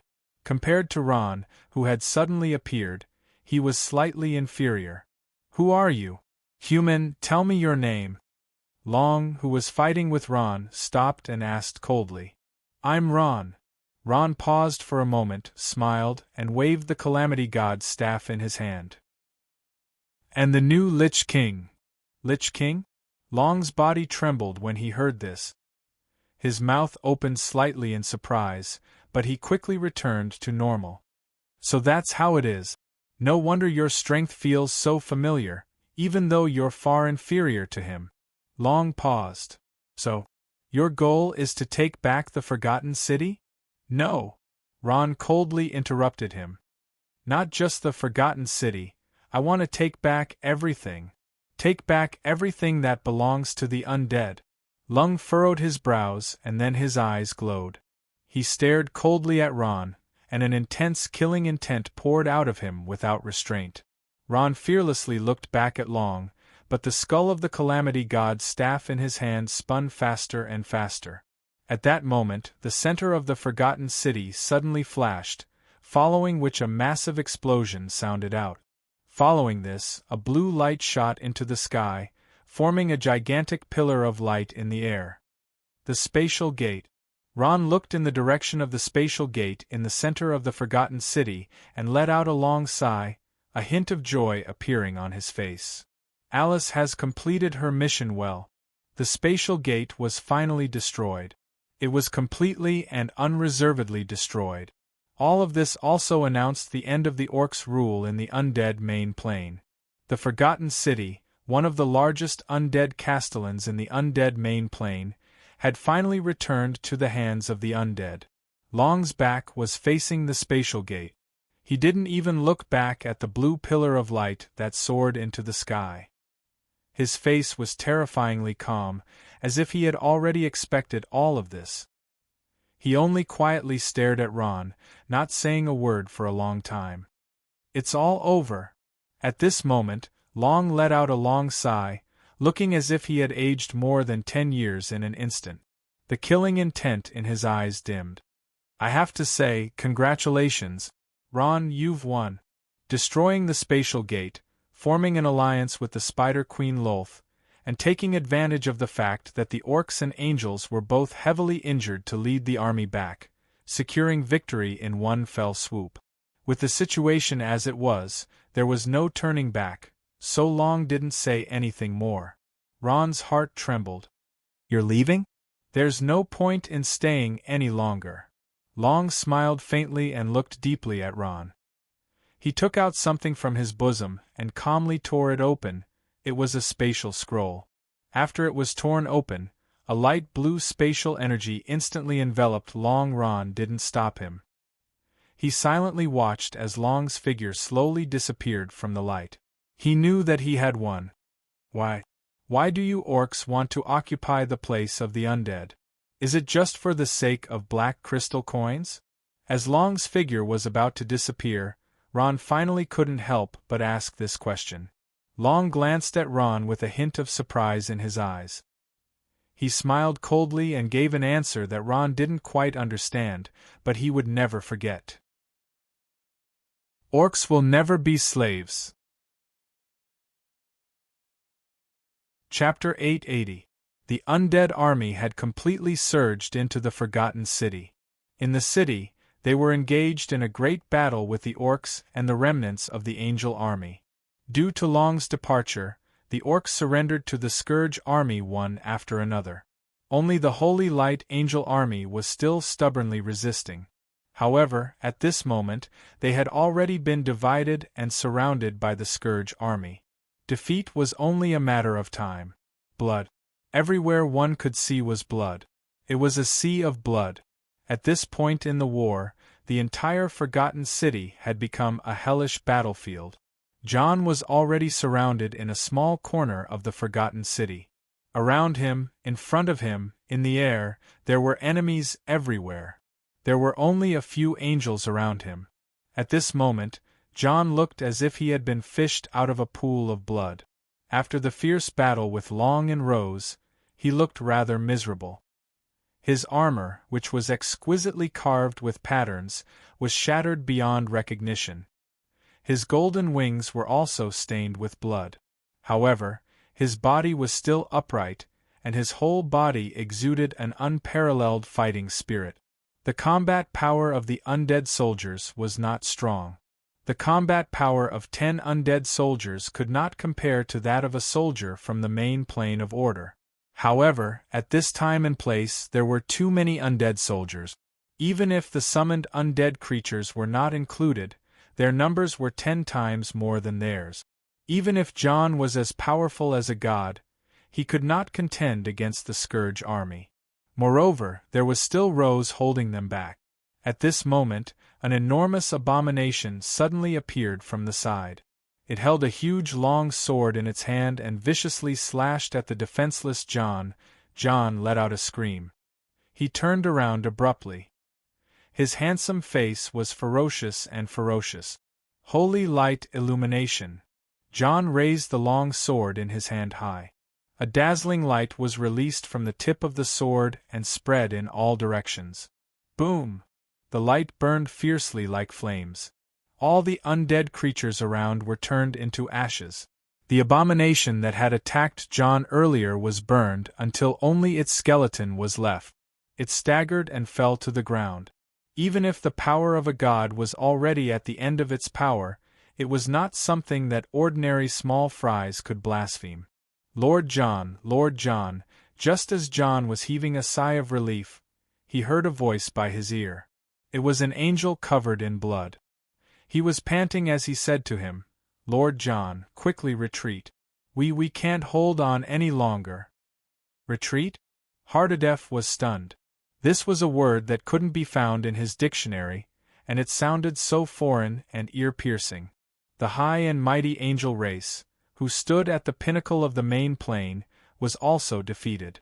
This was unbelievable in the eyes of other races, but in fact they were indeed defeated, and utterly defeated. This was a deep humiliation. In that instant, Hardadef's eyes were filled with intense fury. Hundreds of thousands of angels had set out to conquer the Forgotten City, but they had returned empty-handed. This was something that the proud Hardadef couldn't accept. However, this wasn't the most important thing. The most important thing was that the ones who had defeated the Holy Light Angel army weren't the orcs, who were known for their savagery and cunning. Instead, it was the undead, who were viewed as trash by all the major planes. This undead, who were looked down upon by all the races in the main plane, who were even inferior to the lowest slaves, had defeated the strongest angel army in the main plane. Hardadef could almost imagine that when this news reached the order plane, he would become the biggest laughingstock. John clenched his fist. His tall body trembled uncontrollably. Subconsciously, the order to fight to the death almost came out of his mouth. Lord John, what's wrong? The angel beside him looked at John's uncertain expression and couldn't help but worry. Lord, are your injuries okay? I'm fine. But in the end, John forced himself to endure. He took a deep breath and instantly regained his rationality. He thought quickly and said coldly, "Pass down my order. Break out immediately." "Yes, Lord John." The angel received the order and left. Whoosh, pa, several white light bullets rose into the air and scattered in the air like fireworks. They turned into spots of light that enveloped the entire Forgotten City and didn't dissipate for a long time. This was the signal for the Holy Light Angel Corps to retreat. Seeing this signal, the Holy Light Angel Corps soldiers were immediately energized. They burst out with all their strength and quickly killed their way out of the encirclement. Then, they quickly gathered in one direction. "What are they doing?" Ron asked, puzzled. He looked at Shea beside him. The latter shook her head, indicating that she didn't know. "They're retreating."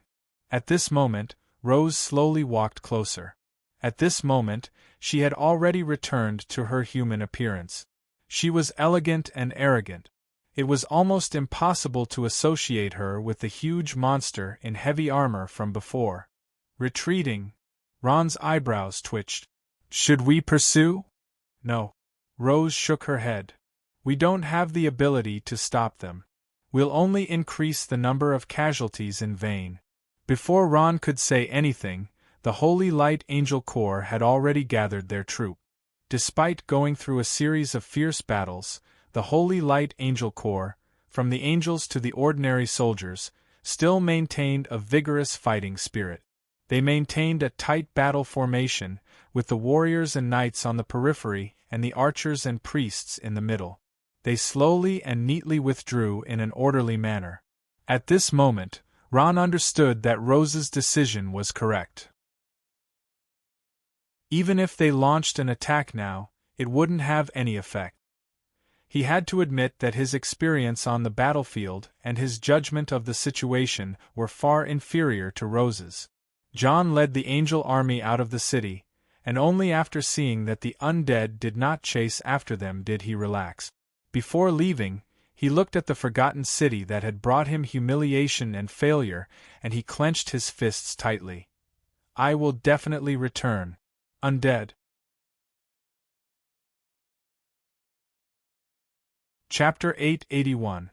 Rumble, rumble, rumble. Millions of crypt spiders marched into the city, forming a torrent of steel that caused the entire Forgotten City to tremble.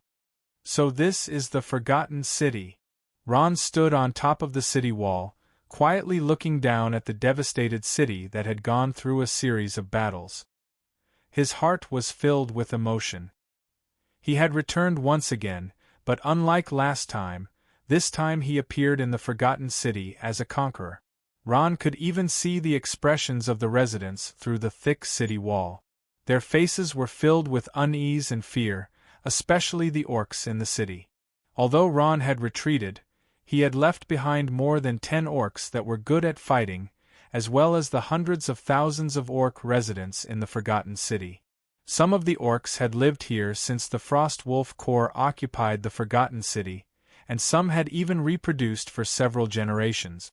However, how to deal with these orcs was a problem that gave Ron quite a headache. If he killed them, he would have provoked a powerful enemy for no reason. Many of them were members of the Frost Wolf Corps. If he left them alive, they would be useless and would be a waste of food. The appetite of these burly orcs was more than that of 7 undead. In the end, Ron still banished them from the city. As for whether they lived or died after leaving the city, he didn't care so much. After the fierce battle, the smell of blood still lingered on the streets of the forgotten city, but the corpses on the ground had been cleaned up. For these undead who dealt with corpses all day long, cleaning up the corpses of an entire city wasn't too difficult. The city hall built by the orcs in the center of the forgotten city had been torn down and replaced with the iconic undead hall. In a huge circular hall, Ron, Rose, Shea, Cronia, Alice, and the newly joined wise Mr. Zilio were all sitting there.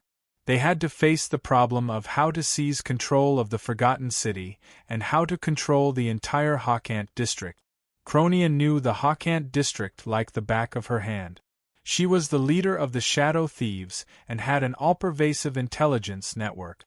She even had spies in the Forgotten City that was under the control of the orcs. At this moment, as the master of the Forgotten City, she stood in front of a large map and spoke with assurance. Ron and the others listened attentively. So, we have to use the Forgotten City as the center and further expand our forces. As for the scattered thieves around, we have to send people to persuade them to surrender. Of course, if they don't know what's good for them, we'll just kill them. Cronia waved her hand and made a kill gesture. Ron nodded inwardly. He smiled and gestured for her to continue speaking. With the encouragement of the Lich King Ron, Cronia's spirits were lifted. She continued to point at the map and said, "Aside from the numerous thieves in the Hawkant district, there are also a large number of exotic beasts from the divine domain.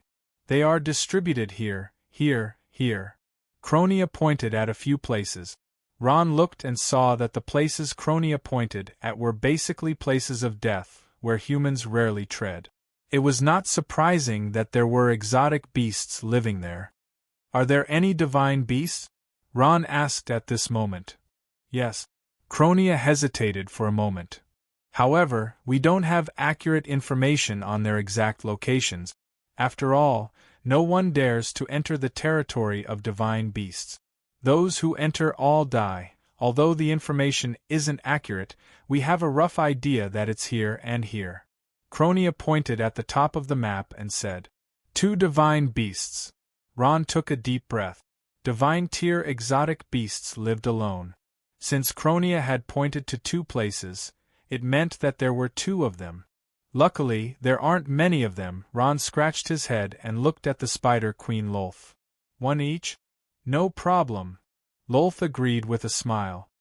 "I need several demigod necromancers, several dozen frost dragons, several hundred great liches, several thousand sacred domain necromancers, death knights, catapults, skeletal holy statues." Lolth listed a series of huge orders in one breath. Ron's jaw dropped, his eyes wide open. "Stop, stop, stop." Ron finally couldn't take it anymore. He frowned and said, "Aren't we just going to kill a divine beast? Why does it sound like we're going to start a war?" Lolth rolled her eyes at him and spread her hands. "Do you think divine beasts are so easy to kill?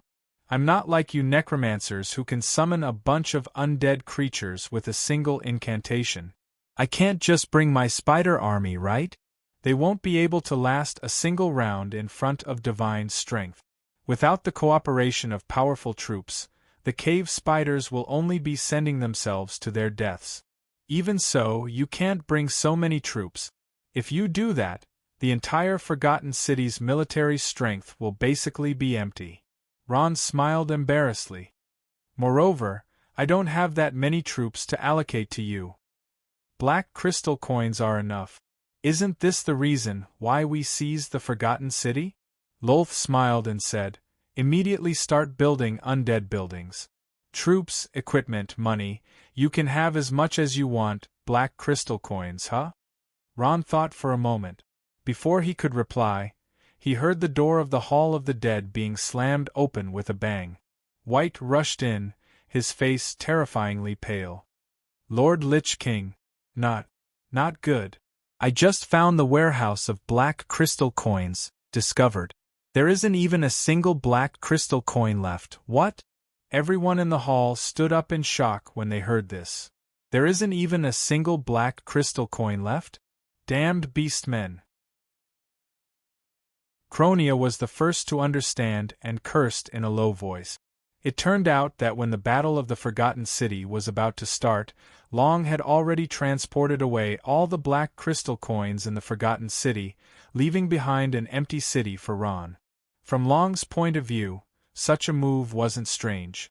However, it was very disadvantageous for Ron.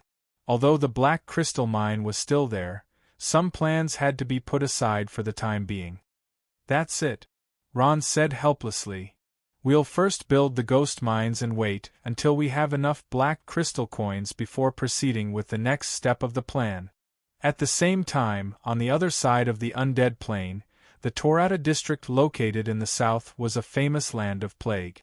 There was a low-lying swamp that stretched as far as the eye could see. Crisscrossing water webs divided the entire area, forming a fragmented swamp plain. On this boundless swamp plain, hundreds of thousands of troops were packed densely together. Both sides were tensely confronting each other, emitting countless magical radiances. Swish, a sound was heard. A green war flag fluttered in the wind within one side of the army. This war flag was embroidered with an incomparably large skull. Strangely, two large skeletal wings spread out from the back of this skull. When the breeze blew, this skeleton war flag seemed to come alive, becoming increasingly ferocious. This was the skeleton war flag of the Plague Legion. The commander of this undead army was a tall undead youth with slender limbs. He was an undead warrior who wore simple, sturdy half-body light armor. He appeared to be extremely astute and capable. Although he had sacrificed a portion of his defense, he had gained an even greater speed. The young undead warrior was staring coldly in front of him. His expression was grave, and cold, killing intent was constantly condensing in his eyes. Judging from the broken warrior armor and the bloodstains on his body, he had already experienced a series of battles. Gibbon was the seventh son of the dread Lord Saruman. He was even more powerful than when Ron had first met him. He had already reached the level of a demigod, and was appointed as the commander of this army by Saruman. Behind him was a huge, winding river. The water in this river was not ordinary water. It was green and contained a strong poison. Torata meant poison in the ancient language of the undead. This huge river was a famous river in the Torata district, the River of Poison. There was not a single blade of grass growing on either side of the River of Poison. It was filled with traces of decay. Opposite the Plague Legion was another undead army. Their flag was the blood-red skull war flag of the Scourge Legion, which had caused people to tremble in fear 100,000 years ago. The commander of the Scourge Legion was a young female Death Knight. Her name was Adele. She had a head of glossy black curly hair draped behind her head. Her heavy armor tightly wrapped around her graceful body. At this moment, she was riding on the back of a huge death warhorse. The death warhorse's hooves were burning with blue flames. In the spring of this year, the Scourge Legion suddenly launched a war. They led millions of troops south, vowing to destroy the Plague Legion and unify the entire undead main plain. The Dreadlord Saruman hastily recruited an army to fight. Adele's 13th Royal Guard Legion met the Plague Legion's Gibbon Legion in the Frozen Valley. A great battle broke out between the two sides. The hastily summoned Plague Legion's Gibbon Legion was defeated by the 13th Royal Guard Legion led by Adele. After that, the Gibbon Legion's Gibbon Legion launched a few more battles. However, they were easily defeated by the experienced and powerful Adele, who achieved one glorious victory after another. In the end, the Gibbon Legion retreated to the River of Poison, where they were firmly surrounded by Adele. Victory was in her hands. At this moment, the corners of Adele's mouth curled up, revealing a relaxed smile. Gibbon. Surrender. You've been surrounded. Adele slowly opened her mouth, a contemptuous smile appearing on her face. Ha ha ha! Hearing this, Gibbon laughed maniacally. At this moment, he said coldly, "Stop dreaming, Adele. The Plague Legion only has undead who die in battle. There are no undead who surrender. Even if I, Gibbon, want to surrender, I won't surrender to you, the lackeys of the Legion of Holy Angels. Yes, the lackeys of the Legion of Holy Angels. Go to hell, traitors of the undead. Bah, you're a disgrace to the undead." As soon as these words were spoken, the undead of the Plague Legion all started cursing. They looked at the Scourge Legion soldiers opposite them with eyes full of hatred. Amidst the cursing, the undead soldiers of the Scourge Legion started to become restless. All of the undead looked at their commander with suspicious expressions. A feeling of unease spread through the army. This was the Achilles heel of the Scourge Legion. It was also the reason why many undead questioned the legitimacy of Phismai as the successor of the Scourge Legion. 100,000 years ago, the war between the Scourge Legion and the Legion of Holy Angels had shaken the entire main plain. Both sides had suffered countless casualties, and almost all races had been involved. Now, the Scourge Legion and the Legion of Holy Angels were so close that they were practically wearing the same pant. They were just short of forming an alliance. It was impossible not to suspect that there was something fishy going on. Even within the Scourge Legion, the voices of doubt towards Phismai had never stopped. Some undead even suspected that he was a spy sent by the Legion of Holy Angels. Adele's expression changed. The words, "lackey of the Legion of Holy Angels," pierced her heart deeply. Not too long ago, she had also been one of the Death Knights who had doubted Phismai's qualifications as the successor. However, ever since she had been recognized by Phismai and was promoted to the head of the 13th Death Knight Regiment of the Royal Guards, commanding over 1,000,000 undead, she had never thought of this problem again. However, this did not mean that Adele did not have doubts in her heart. Adele took a deep breath and said in a clear voice, "Gibbon, since you suspect His Majesty the Divine King, then I'll capture you and send you to His Majesty. You can go and tell him personally, 'Kill!'" At this moment, Adele raised the longsword in her hand without any warning and let out a shout. Immediately after, the 13th Death Knight Regiment began to charge. Boom, boom, boom, shouts of killing filled the mountains and plains as the powerful cavalry regiment began to charge. Those heavily armored Death Knights were completely unafraid of the oncoming rain of arrows. The undead horses beneath them raised their hooves, causing splashes to appear in the swamp. Adele knew that now was not the time to talk about this problem. This problem originated from 100,000 years ago and was simply a mess that could not be resolved. However, both sides of the battle were undead. Once this problem was discussed, it would greatly affect the morale of the army and the fighting spirit of the soldiers.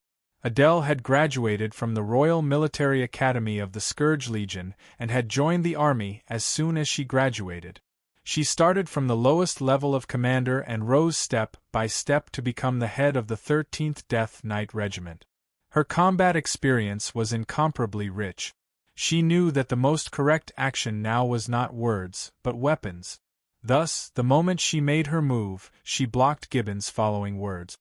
"Sir Gibbon, what do we do?" Faced with the undead that covered the mountains and plains, the undead soldiers of the Plague Legion were already scared out of their wits. An undead soldier whispered in Gibbon's ear, his voice trembling slightly. Gibbon stared fixedly at Adele, who was not far away, his eyes seemingly about to spit fire. He hated this woman to the core. Her superb commanding skills and skilled combat experience had caused him to suffer setbacks time and time again. The prestige and dignity that he had painstakingly built up over the years had been exhausted in the face of these failures. "Pass down the order, break out immediately!"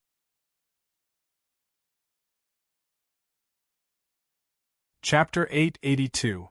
Rumble, rumble, rumble. The Plague Legion began their charge. All the undead soldiers roared and rushed towards the northwest. That was the direction of the main city of the Plague Legion. Stop them, surround them. Adele was already prepared. This top student of the Royal Military Academy of the Calamity Legion saw through Gibbon's intentions at a glance. She deployed a large number of troops in the northwest direction. At Adele's command, countless undead crawled out from the ground. The ghouls bared their ghastly white fangs, and the gigantic abomination swayed as it approached, like a disgusting mass of meat moving.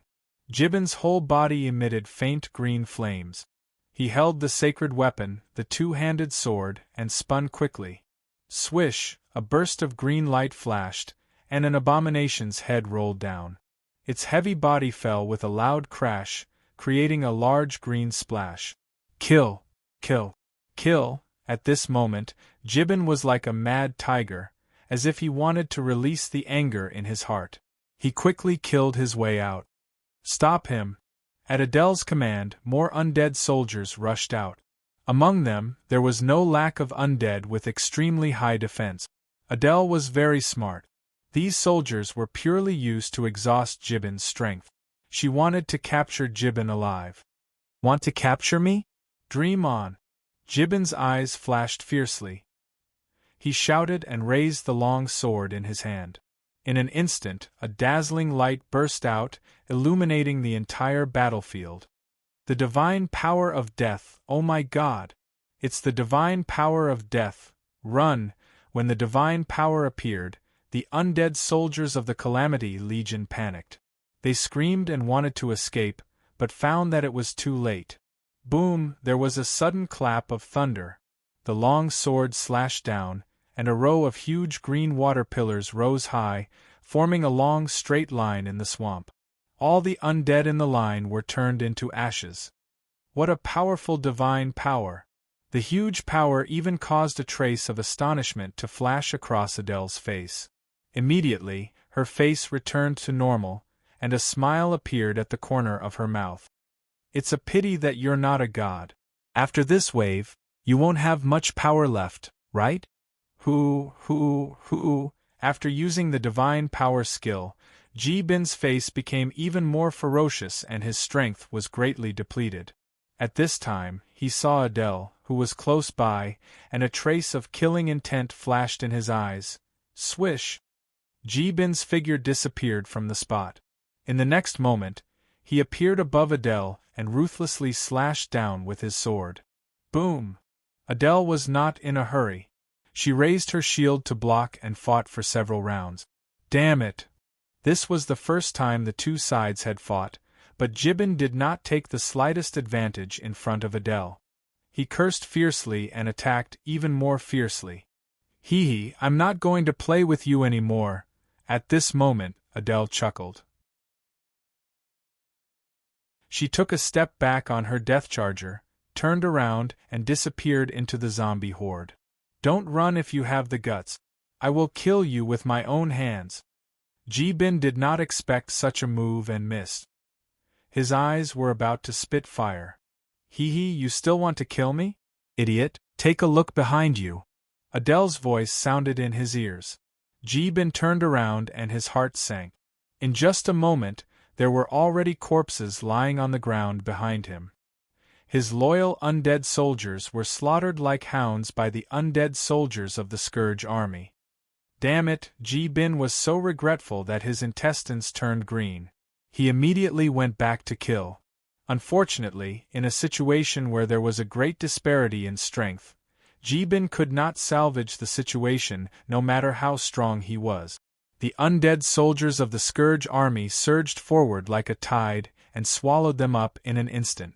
The combat power of the undead was not strong in general, but that was in comparison to the orcs and angels.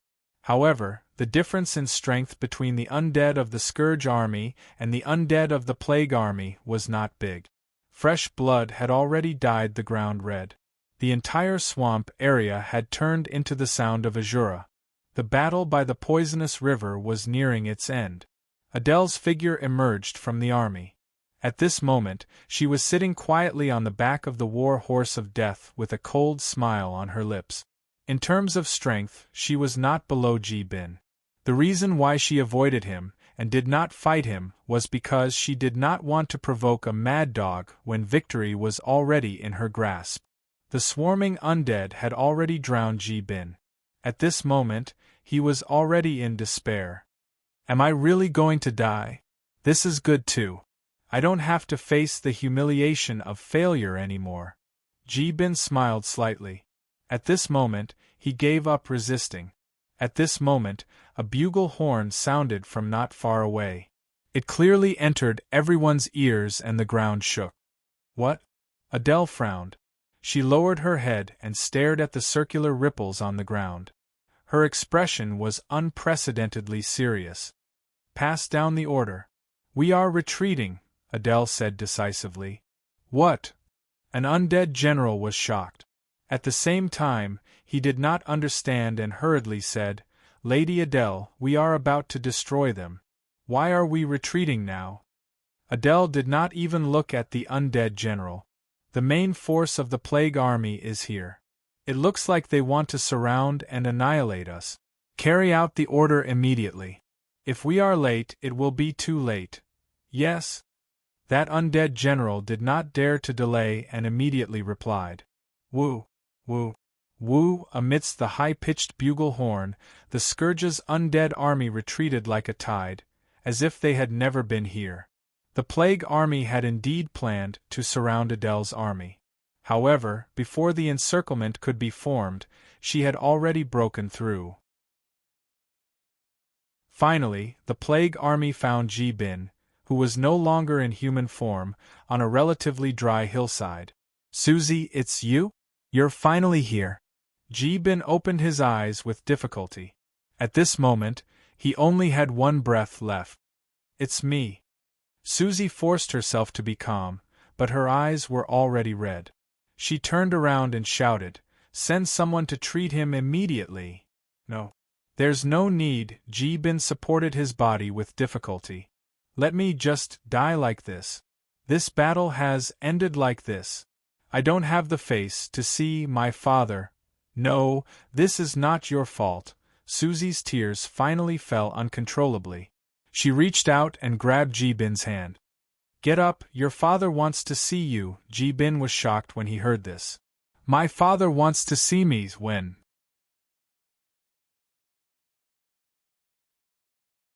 Chapter 883.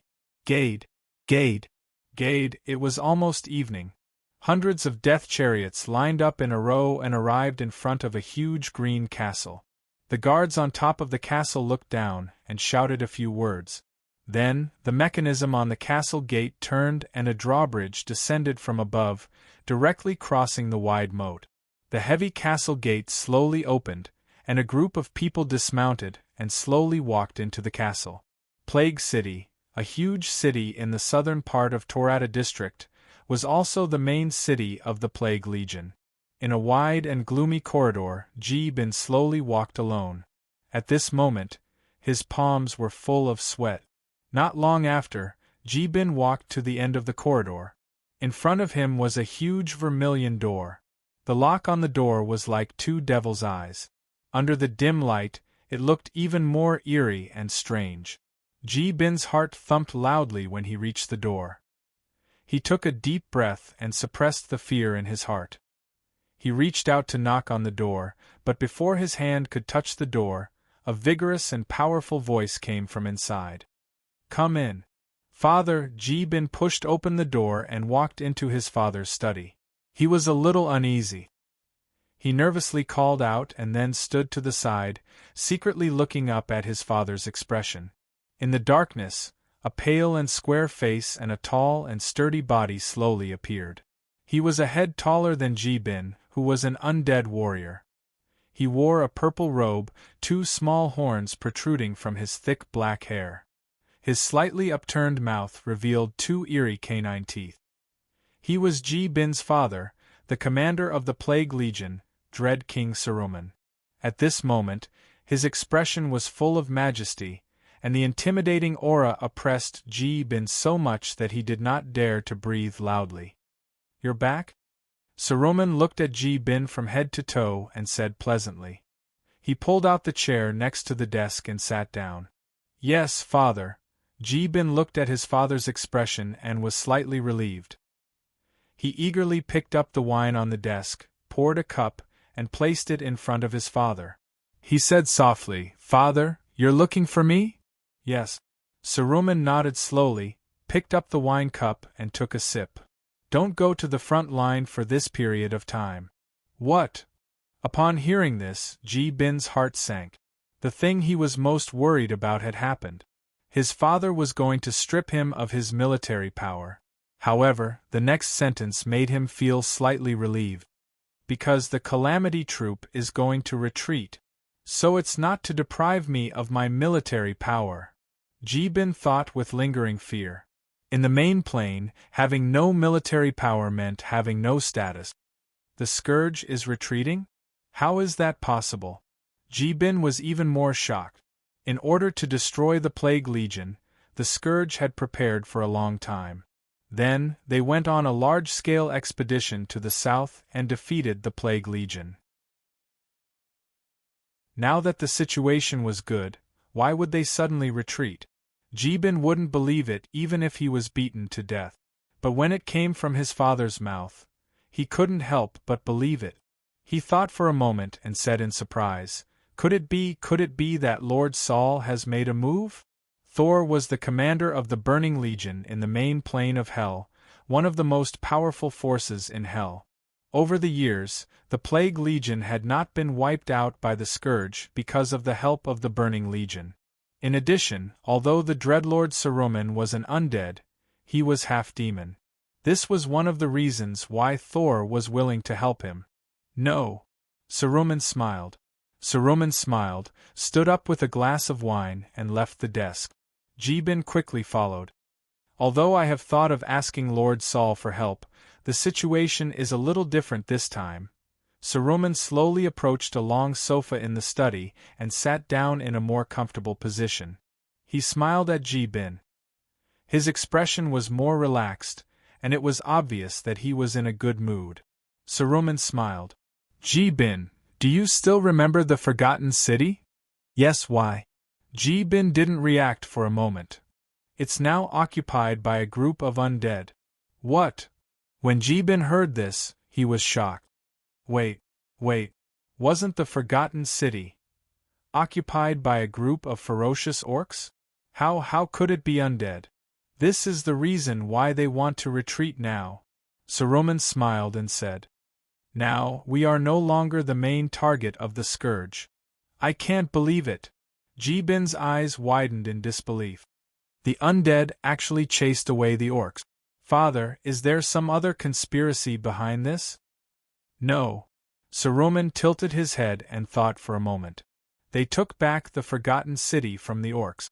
Although I don't know how they did it, it's really quite impressive, but this is the reason why they want to retreat?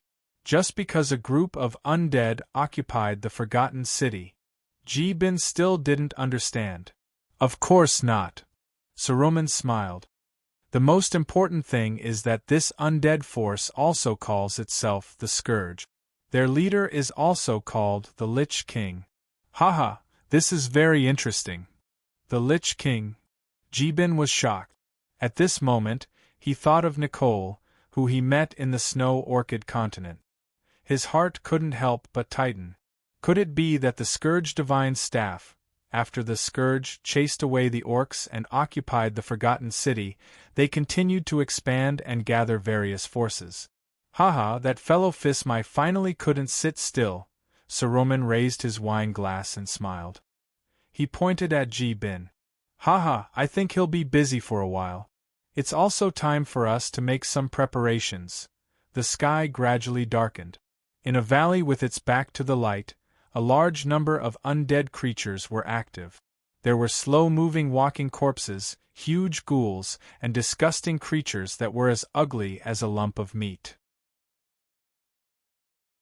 Coming here was like entering a gloomy and terrifying world of death.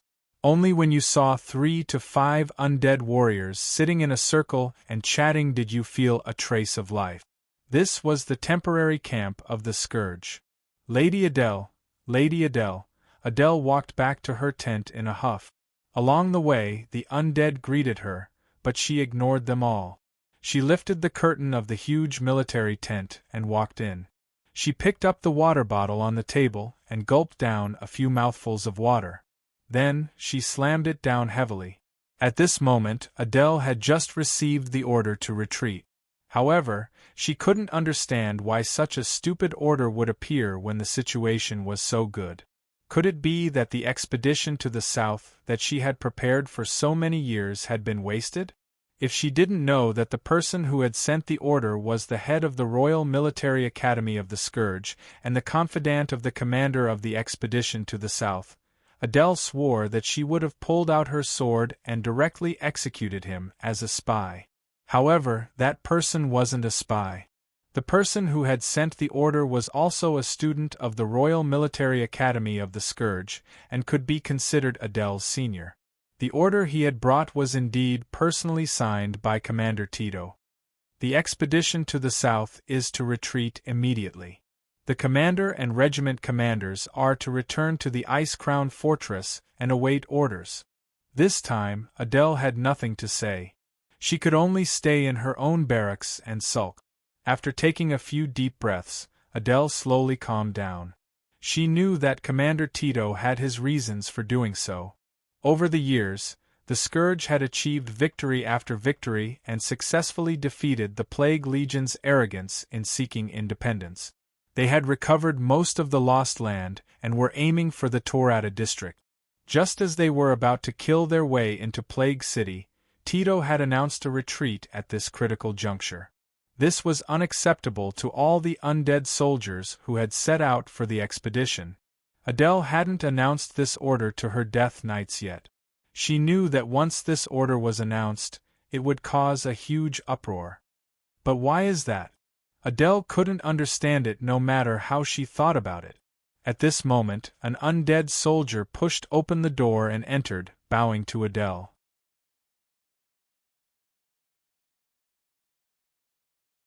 Chapter 884. In a simple and crude camp not far from the Royal Guard's 13th Death Knight Regiment, the commander of the Scourge Army's southern expedition, Tito, lived here. This semicircular valley had already been transformed into a temporary command post for the Scourge Army's southern expedition. Unlike the heavily guarded Death Knight Regiment's camp, this place was more like a simple and crude little farm. There were only a few knights patrolling back and forth on their death warhorses.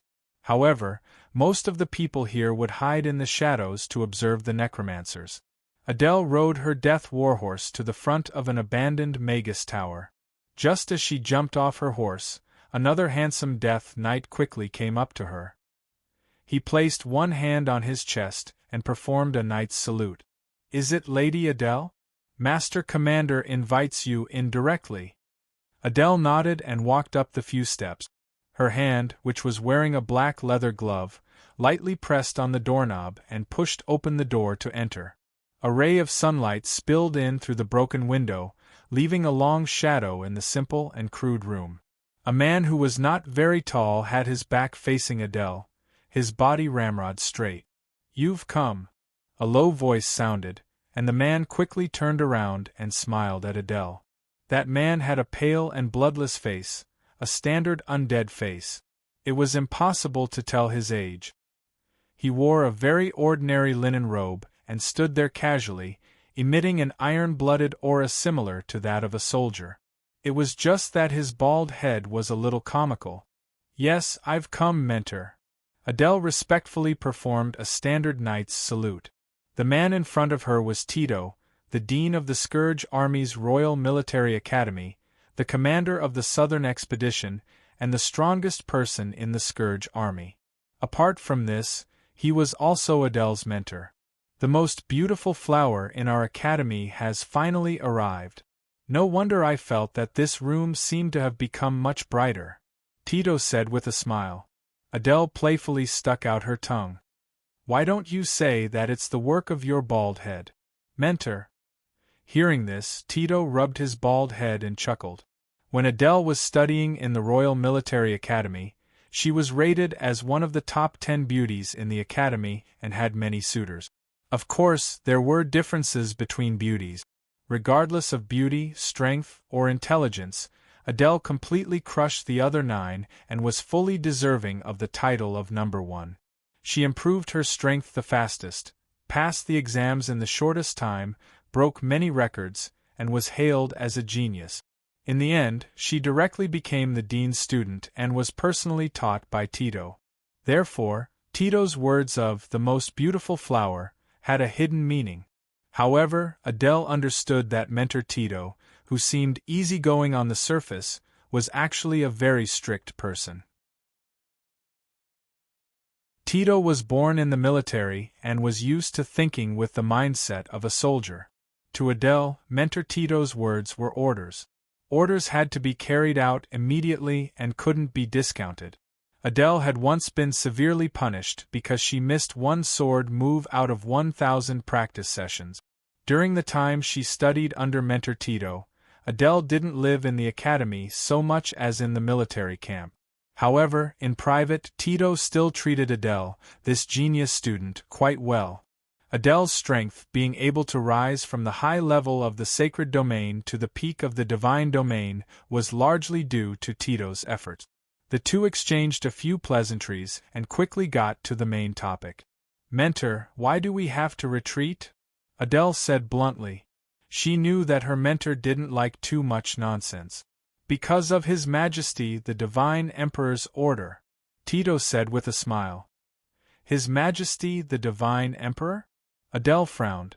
"Mentor, forgive me for being blunt, but I don't think His Majesty the Divine Emperor should he give such a stupid order?" Seeing Adele's hesitation, Tito said directly. With his status and position in the Scourge, he wasn't disrespectful to His Majesty the Divine Emperor, but it wasn't appropriate for him to do so to Adele. Adele nodded slightly and fell silent. Tito smiled. "If it's just this war, this order is indeed very stupid, no matter the reason. In fact, with my current power, I can choose to refuse under such circumstances," but Tito paused for a moment. "But this time, I chose to obey." "Why?" Adele's expression was somewhat astonished, but it disappeared in a flash. She knew that what her mentor was going to say next was the main point. "Because the Southern Expedition Army has more important things to do." Tito glanced at Adele and started pacing in the room with his hands behind his back. He continued, "There's news from the Iceground Castle. Important news. A group of undead has appeared in the northwest of the main undead plain. They've occupied the Forgotten City and are continuously expanding towards Hawkant." Seeing that Adele was about to speak, Tito impatiently shook the ground and continued, "But this isn't the most important thing. The most important thing is, this group of undead that popped out of nowhere actually calls themselves the Scourge Army." "What? Scourge Army?" Adele's eyes widened and an expression of extreme disbelief appeared on her face. Wait. Mentor Tito, isn't it the territory of the orcs?" Hearing this, Tito's face imperceptibly shrank. 100,000 years ago, on the 7th day after the orcs occupied the Forgotten City, the Scourge Emperor Fismai had formed an army of undead and majestically charged towards Hawkant. Unfortunately, they were defeated by the Frost Wolf army led by Lung and fled back in a sorry state. This incident had even caused the Scourge army to split up. The Dreadlord Saruman had brought his undead subordinates and left the Iceground Castle. Just like that, the matter of Hawkant had been shelved. Adele knew that this incident would forever be a pain in Mentor Tito's life. He had been the one to command that battle. At that time, he had tasted the humiliation of defeat and had also accepted the fact that the Scourge army had fallen from its peak. After losing the Lich King, the Scourge army was like a pile of loose sand. They had been defeated again and again in foreign wars.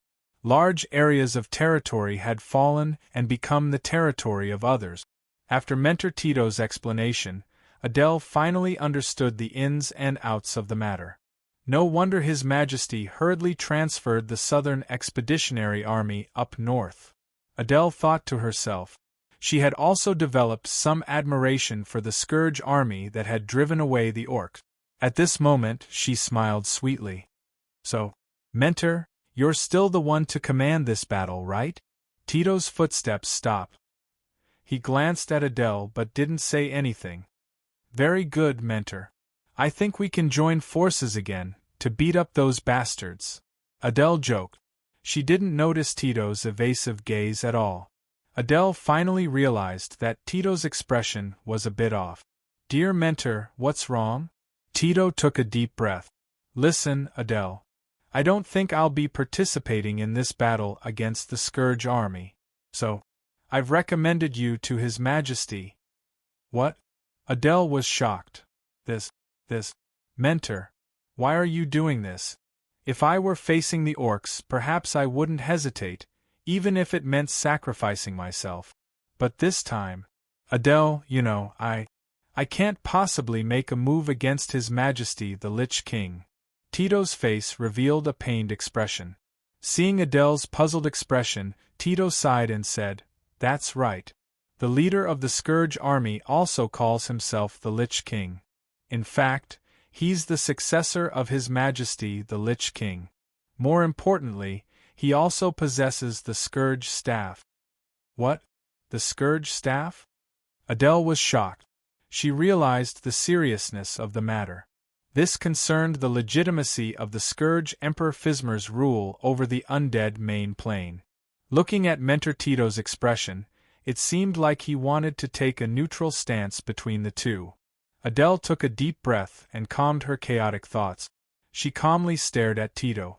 Mentor, you and His Majesty are both people I respect, but do we have to pay attention to that guy who calls himself the successor of the Lich King? Perhaps he does indeed possess the Scourge staff, but so what? It's only an ordinary divine weapon. I don't think.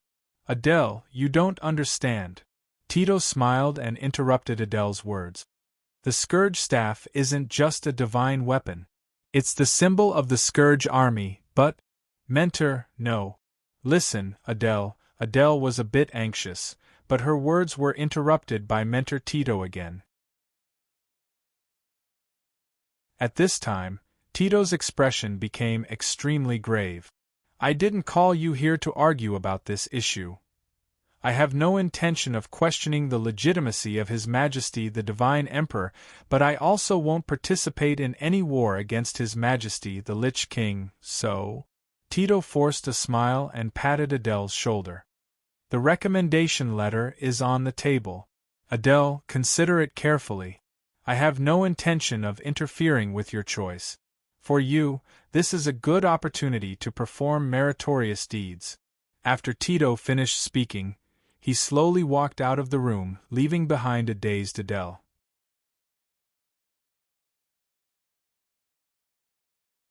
Chapter 885. Woo! Woo! Woo! Sounds similar to weeping echoed in the valley amidst the night wind. In this gloomy environment, it made one's hair stand on end. This was the famous Weeping Valley in the main plain of the undead, Hawkant. A large army slowly walked down the small path in the valley. There were about 1,000 of them, led by a fully armed Death Knight, followed by undead warriors, necromancers, ghouls, meat grinders, 10 Victory Stone statues. Although this group was small in number, every one of them was an elite. Ron sat quietly on the throne of an open carriage, a chair seemingly made of white bones. The blood-red skull flag of the Scourge fluttered behind him. He was pulled by 4 immensely strong undead horses that didn't know fatigue as they carefully entered the Weeping Valley. When hunting a divine tier beast, one couldn't have too many people. Too many people would only make things worse. Recalling his agreement with Rose, they would each take care of one of the 2 divine tier beasts in Hawkant. Rose had chosen to go to the Plains of Sorrows first, so he could only go to the Weeping Valley. This is the territory of a divine tier beast. A hint of nervousness flashed across Ron's face. I just don't know what kind of divine tier beast it is. Suddenly, Ron waved his hand, and the advancing carriage immediately stopped. At this moment, a cloud of black fog suddenly appeared in front of Ron. It was a male undead wearing a hood, hiding his expression. When he saw Ron, he knelt on one knee, his expression incomparably respectful. "Sir Lich King." "Get up, Doug. What's the situation up ahead?" Ron narrowed his eyes, sizing up this unremarkable male undead. He was an undead assassin, a subordinate of Cronia. His strength and loyalty were unquestionable. As an undead assassin, apart from ambushes and assassinations, Doug was best at scouting. This was also the reason why Ron had sent him to scout ahead. "There's nothing out of the ordinary, my lord." Doug stood up, his head still bowed as he replied respectfully. "Very good." Ron nodded. "Let's continue forward." "Yes, Sir Lich King." Doug lowered his head and stood to the side with his hands by his side, making way for them. Ron felt a little strange, but he didn't say anything. The carriage slowly passed by Doug. At this moment, Daogu suddenly raised his head, his black eyes becoming abnormally cold. A cold light flashed in his hand, and at the same time, his figure immediately rushed out. "Be careful!" Ron's bodyguard wanted to warn him, but it was too late. Daogu held an exquisite dagger in his hand and fiercely stabbed towards Ron's back. At such a close distance, even a god would not be able to bear the consequences. Just as Dao Ji's dagger touched Ron's skin, Ron's figure turned into a black fog and disappeared. He was stabbed? Daogu was stunned at first, then a chill rose from the bottom of his heart and quickly occupied his heart. In that instant, he knew that his assassination had failed. Cold sweat slowly dripped down from his forehead. At this time, a cold voice came from behind Doug's head. "If you don't plan on telling me who ordered you, then, I will guarantee that you will see something more terrifying than death." As soon as Ron finished speaking, the wolf-like soldiers grabbed Daogu, stripped him of his weapons, and tied him up. "I'm sorry, Sir Lich King. I didn't think it through and frightened you." Ron's bodyguard captain walked up and said to Ron with an apologetic expression. At this moment, he still felt a lingering fear. If something really happened to the Lich King, his superior, Lady Shea would definitely tear him apart alive. "I'm fine." Ron's expression was a bit ugly. Although he was a god and had the dark altar that his soul was entrusted to, in theory, he would never die. However, reviving him wasn't an easy task. Not to mention the expensive materials and large amounts of black crystal coins, just the time alone would take at least 3 months. What could happen in 3 months? There were too many things that could happen. "Speak, who sent you?" The bodyguard captain walked up and sized up Doug, who was tied up like a rice dumpling, as he said this. Doug knew that he was going to die, so he didn't say anything and closed his eyes. The bodyguard captain glanced at Ron and took a deep breath. "Take him away." A few sturdy bodyguards brought Doug down. They were all powerful death knights with extremely high defense. They were the bane of undead assassins, and dealing with 10 Doug brothers would be a piece of cake. Not long after, Doug's blood-curdling screams could be heard from the lakeside. Not long after, the bodyguard captain returned. His body was covered in blood. He bowed to Ron, who was sitting on the skeletal horse carriage, and said, "Reporting to Sir Lich King, we got the information." "Okay." Ron closed his eyes and nodded. He tried his best to appear calm, but his tightly clenched fists exposed his inner thoughts. This guy was sent by the Scourge. "Oh, sorry. I was talking about that Scourge." The bodyguard captain smiled awkwardly. "It's the one from the Ice Crown Castle. He was bribed with 3,000 black crystal coins. And the one who hired him was—" The bodyguard captain paused and lowered his head to secretly look at the note in his hand. "A guy called Adele. Ice Crown Castle? God Emperor Phizmai?" It's here, it's finally here. Ron took a deep breath. Even though he tried his best to conceal his existence, the army wasn't something that could be concealed just because he wanted to. The news of him defeating the Holy Light Angel army and expelling the orcs from the Forgotten City had spread like the wind throughout the undead main plain. It was inevitable that he would attract the attention of some people, not just the undead, but also other races, including Hell and the Abyss.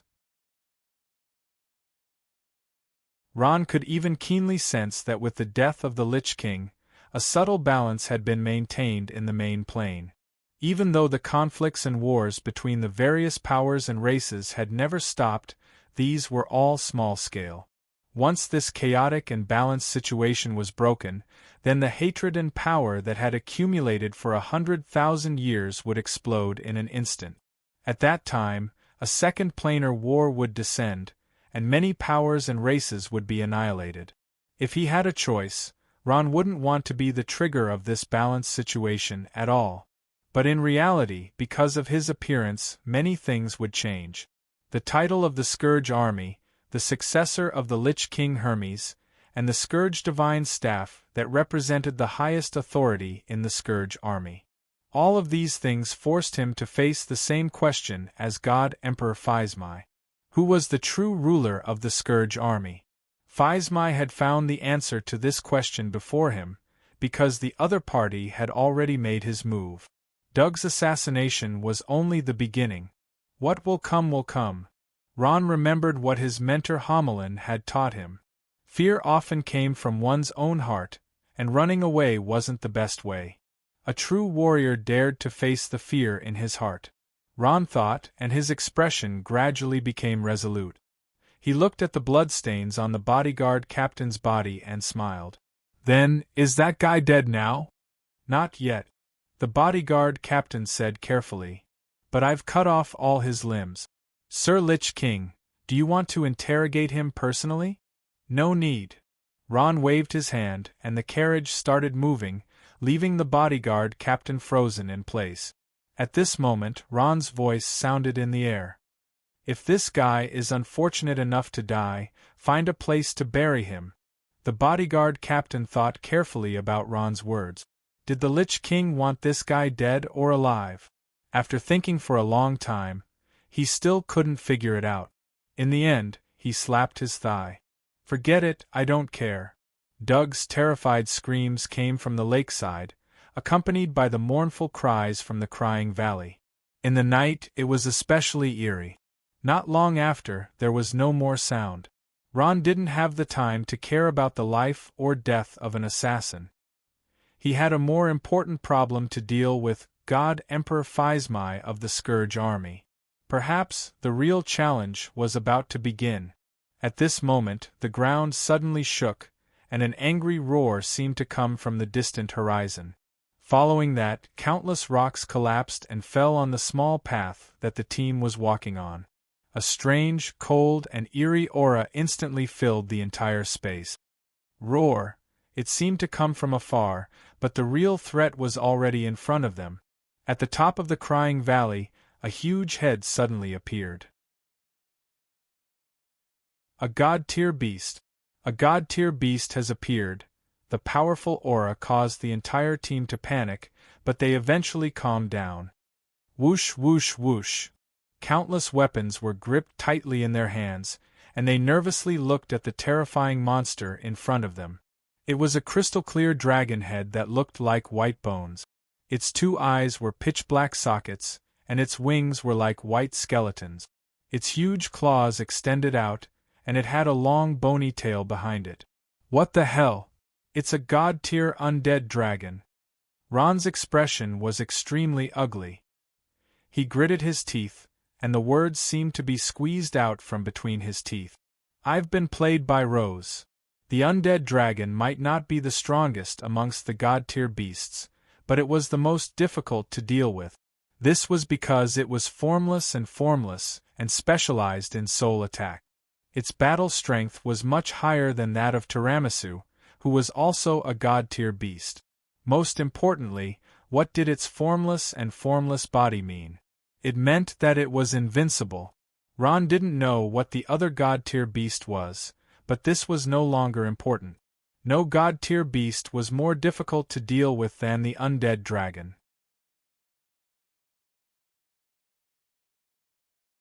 Chapter 886. The huge skeletal body tore open the mountain range, revealing a huge head. The two empty eyes were shining with a bright light, as if they were bright lamps in the night sky. A terrifying aura descended like a nightmare. Everyone was shocked to the point that their faces turned deathly pale, and they trembled. Ron took a deep breath and tried to calm himself down. He didn't have the time to think about what kind of beast Rose had chosen. Since he was here, he had to face it. Pass down the order. Get into formation and prepare for battle, Ron said coldly. His voice spread far and wide through his powerful soul force. Ron's words were no less than a reassuring pill. In an instant, everyone suddenly woke up from their confused and helpless state, and their spirits were greatly shaken. Ron, Lord Lich King, the soldiers cheered and gradually tightened their grip on their weapons, ready for battle. The undead dragon was an expert in soul attacks. Its roar unconsciously released a terrifying aura that had the effect of fear. If it weren't for Ron, the soldiers would have been scared out of their wits. At this moment, the undead dragon roared, and its gigantic body swooped down.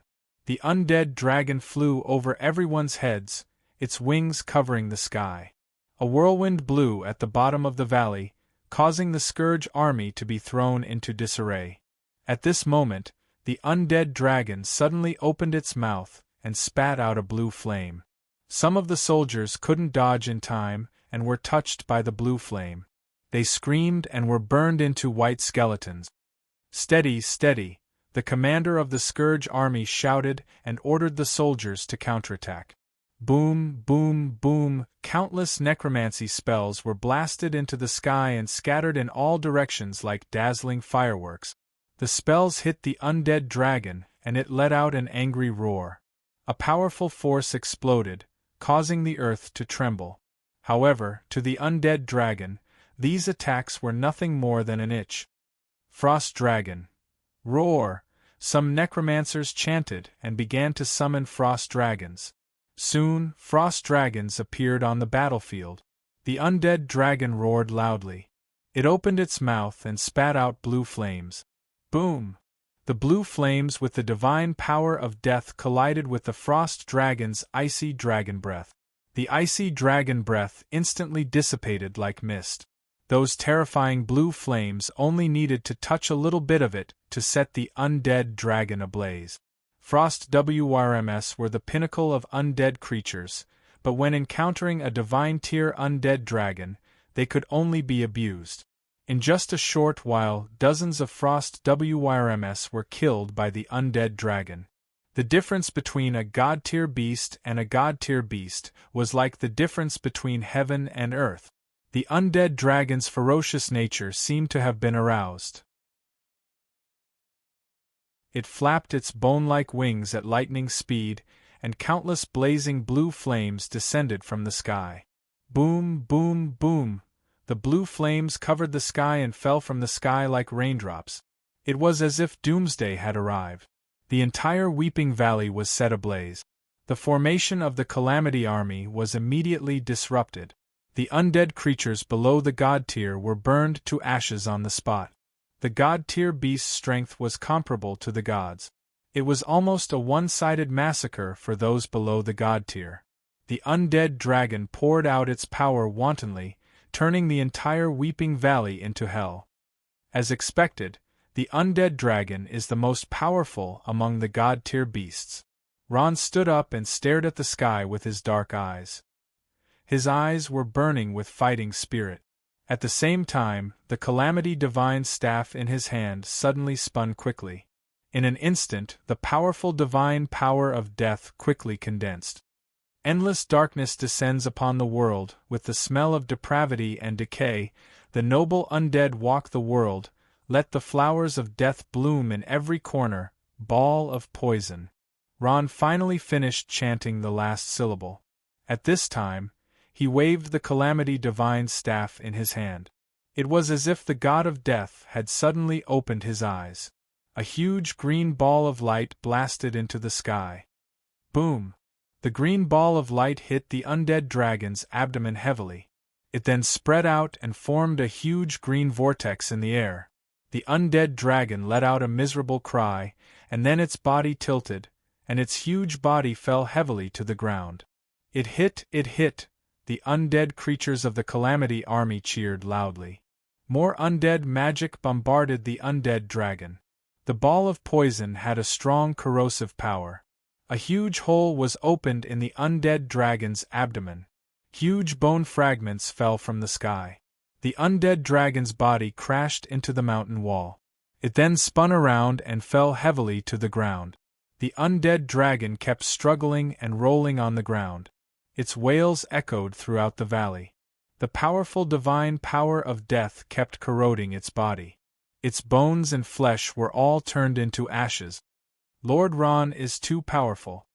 He actually defeated the undead dragon. Of course, he's the successor of the Lich King and the leader of the Calamity Army. Then what about the guy who called himself the Calamity Emperor in the Icecrown Castle? Him. He can only be considered an idiot. Ha ha ha, long live! The undead soldiers cheered and looked at Ron with admiration. Ron's invincible image was established in an instant, and his prestige rose to the peak at the same time. It's over? Ron looked at the undead dragon struggling on the ground and furrowed his brows in confusion. This god-tier undead dragon was defeated in one hit? Wasn't it a little too weak? Was this the legendary undead dragon that was the most difficult to deal with? Even now, Ron still didn't believe that he had defeated it. Wasn't this victory a little too easy? Perhaps it's very powerful, but its defense is pitifully weak, Ron thought to himself. He slowly lowered the Calamity God's staff. He could already see that the undead dragon was completely motionless. Ron finally let out a sigh of relief. A smile appeared on his tense face. Elander, immediately send someone up to take a look. Ron sat down again and said to the captain of the guards, Elander. He was a middle-aged undead with a long chin and a thick beard. Yes, Lord Lich King. Elander lowered his head and bowed. When he raised his head, Ron saw his eyes full of reverence. Jed, come with me for a moment. Elander said to a brown-haired undead youth beside him. Yes, Uncle Elander.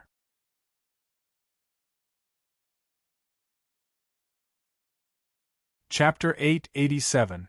Several undead soldiers cautiously approached the corpse of the undead dragon. Among them, Jed used the longsword in his hand to touch it, but the undead dragon did not react. Its body had long since become an empty shell. It's fine now. Jed smiled and gestured to the back. Jed, you dig out that guy's crystal core now. Elanti's dark gray beard trembled slightly as he said with a smile. All right, Uncle Elanti. The undead soldier named Jed nodded. He raised his sword high and ruthlessly stabbed it into the skull of the undead dragon. Gotcha! The sharp longsword easily split open the skull of the undead dragon. Not long after, a snow-white crystal the size of an egg was extracted. This is the crystal core of a divine tier beast? It's so beautiful! Jed held the crystal core in his hand and quietly felt the vigorous and surging energy. His body trembled and his expression became excited. Divine tier beasts were extremely rare to begin with, and hunting them was even more difficult. Such a large and complete crystal core of a divine tier beast, how many black crystal coins could he sell for? What is this? At this time, Jed suddenly noticed some strange light flashing within the crystal core. Then, with a boom, the brown-haired undead soldier felt as if his head had been ruthlessly struck by something. Then, his mind went blank. Jed! Jed! Several guards softly called out to him, only to see Jed standing there in a daze, motionless. He held the crystal core in his hand, as if he had lost his mind. He did not even hear the people beside him calling out to him. Jed! Jed! What are you doing?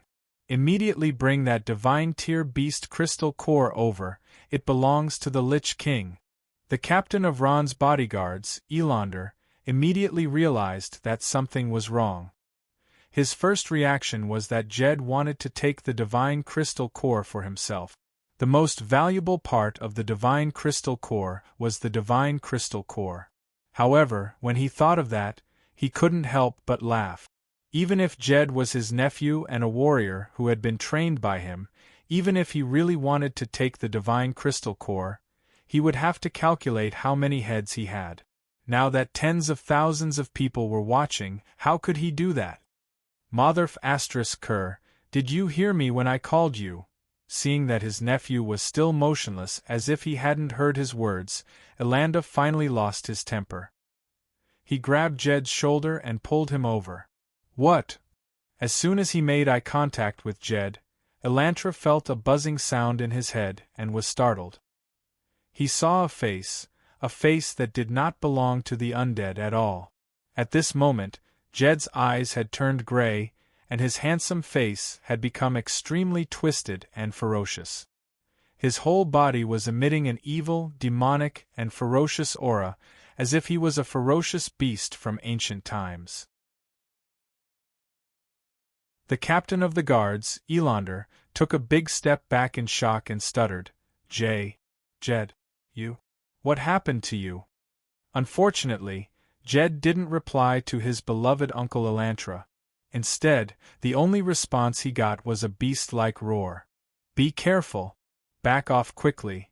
One of the guards finally realized that something was wrong and shouted loudly. It was too late to say anything. Jed raised his hand and with a swoosh, a silver light flashed and a bright red line of blood appeared on Elander's neck.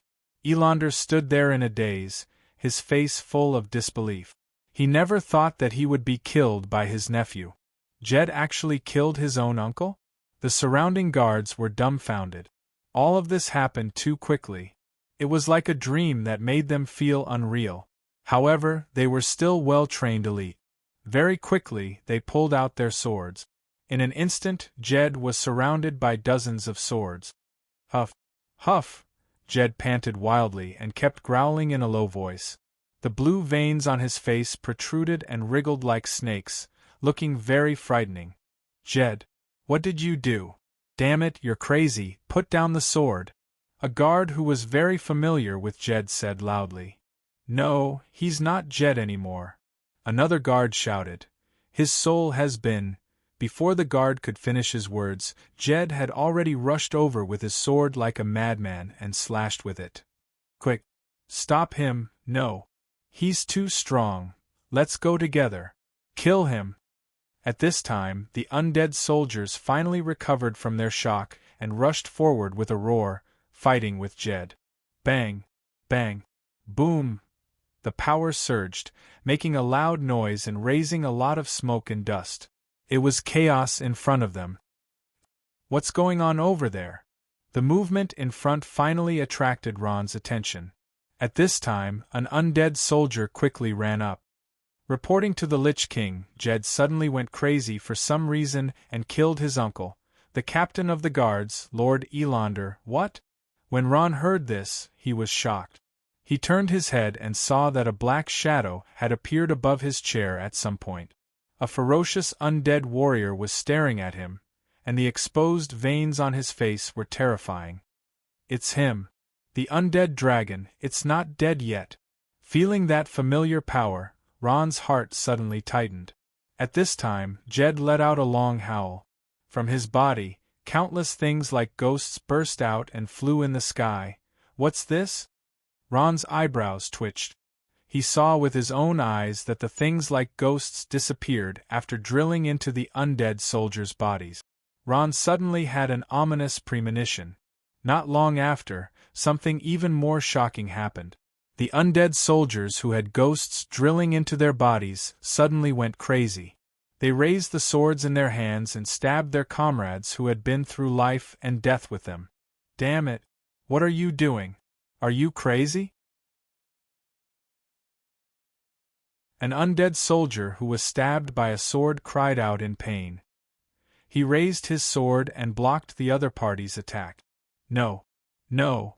The soldier who was holding the sword had a face full of horror. My body. My body is out of my control. What? The undead soldier was shocked. What the hell are those things? They're biting my soul. It hurts. The undead soldier's face was full of pain. He cried out in pain, but his sword still stabbed his comrade mercilessly. This is soul erosion? The chaotic scene in front of him made Ron's hands and feet turn cold. Soul erosion was one of the most sinister and despicable types of necromancy magic. It first took control of a living being's body, then slowly eroded and devoured their souls, turning their bodies into its own. The most terrifying thing was that the creatures whose souls had been eroded couldn't do anything. They could only watch as everything happened, from losing control of their bodies to losing their souls, and finally becoming slaves of the undead dragon. Generally speaking, soul erosion could only erode the soul of one creature at a time, and this undead magic was also extremely harmful to one's own soul. However, the undead dragon was extremely powerful. It could transform into thousands of ghosts and control multiple targets. Chaos, complete chaos. The undead soldiers whose bodies had been occupied by the undead dragon were fighting with the undead soldiers whose bodies had not been occupied. No one could tell the other apart. They only felt that there were swords stabbing at them from all directions. Some undead creatures stood up. They had been summoned by the necromancers, but no one knew which necromancer had summoned them. Everyone, regardless of whether they were controlled or not, fell into a frenzy of killing.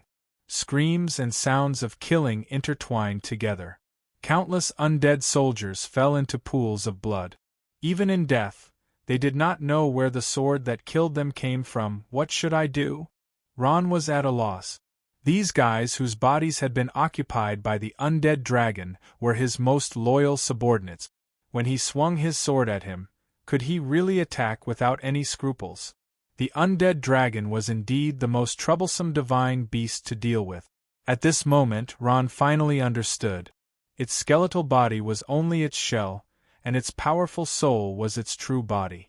However, what was even more frightening was that the undead dragon's true body had countless incarnations.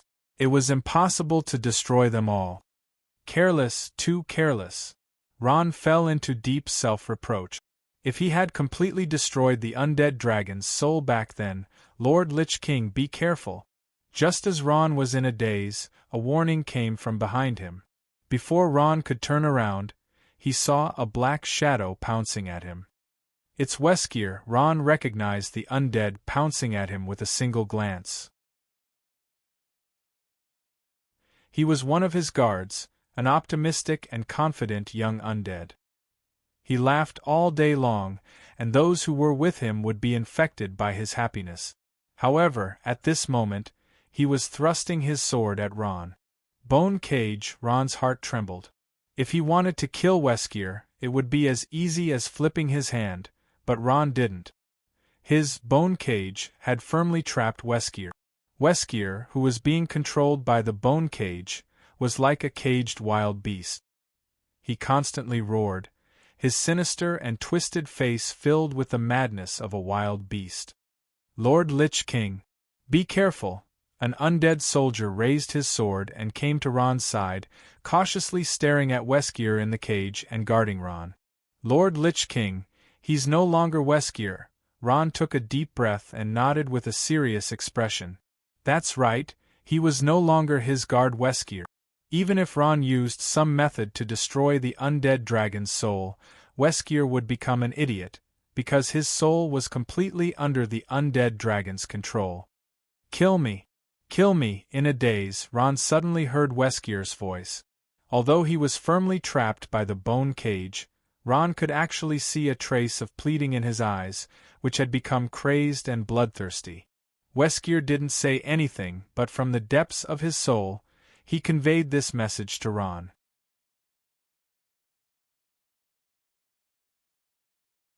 Chapter 888. Gad. Gad. Gad, in the ice-crowned castle, located in the southern part of the undead plain, a team of Death Knights rode past the tall and majestic palace on the long and wide main street. They were fully armed, and their gazes were calm and deep. Even their horses were covered in thick armor. Even from afar, one could feel the strong killing intent emanating from them. Following closely behind were undead warriors, necromancers, witch doctors, and so on. The heavy meat grinder wheels rolled through the central main street, and the meatball-like abominations followed closely behind. The stone statue of the 10 Victories constantly emitted a demonic light, and a huge shadow flashed in the sky from time to time. That was the majestic body of a frost dragon. From the bleak sound of the horn, the entire ice-crowned castle was filled with an atmosphere of impending war. Both sides of the road were filled with undead who were watching the spectacle. They were watching the grand military parade while pointing at the Scourge army that was like a flood of steel. His Majesty the Divine King is going to war again. It hasn't been that long since the last war, right? Is he going to attack the Plague Legion again? An undead asked. It seems like he's not attacking the Plague Legion this time, but the Forgotten City in Hakant. Another undead said. The Forgotten City? Isn't that occupied by the orcs? We're going to war with the orcs? Heavens, our Divine King's osteodystrophy has finally been cured. This is unbelievable. An undead exclaimed. What? The orcs in the Forgotten City have been chased away by some forces. It's said that they're also undead, and they call themselves the Scourge Legion. Their leader also calls himself the Lich King. In the end, this war is still undead fighting undead. Another undead said after thinking for a while. Yeah, it's always fighting. Our Divine King is too powerful. He can't beat the angels, orcs, demons, or abyss. He can't beat any of the forces, and in the end, he can only vent his anger on the undead. I think that if the Forgotten City was still in the hands of the orcs, Fismai wouldn't dare to start a war even if he had 10 times the courage. The other undead's face was full of mockery. He had long been dissatisfied with Fismai's regime. Yes. It's the same with the Plague Legion. Every time he claims to have won, he would always run back with his tail between his legs, wasting countless black crystal coins to no avail. Such a leader is truly incompetent. The undead creature's words were quickly answered. It's said that there were a few times when the armies of Hell and the Abyss joined forces and forced them to retreat. When they received the declaration of war, our dear Emperor God was so scared that his legs went soft, and he hurriedly retreated, and even had to write a letter of apology after retreating. He's a disgrace to the undead. Another undead chimed in. That's right. We undead have become the weakest beings in the main plane. Anyone can bully us. Even the demon faction looks down on us.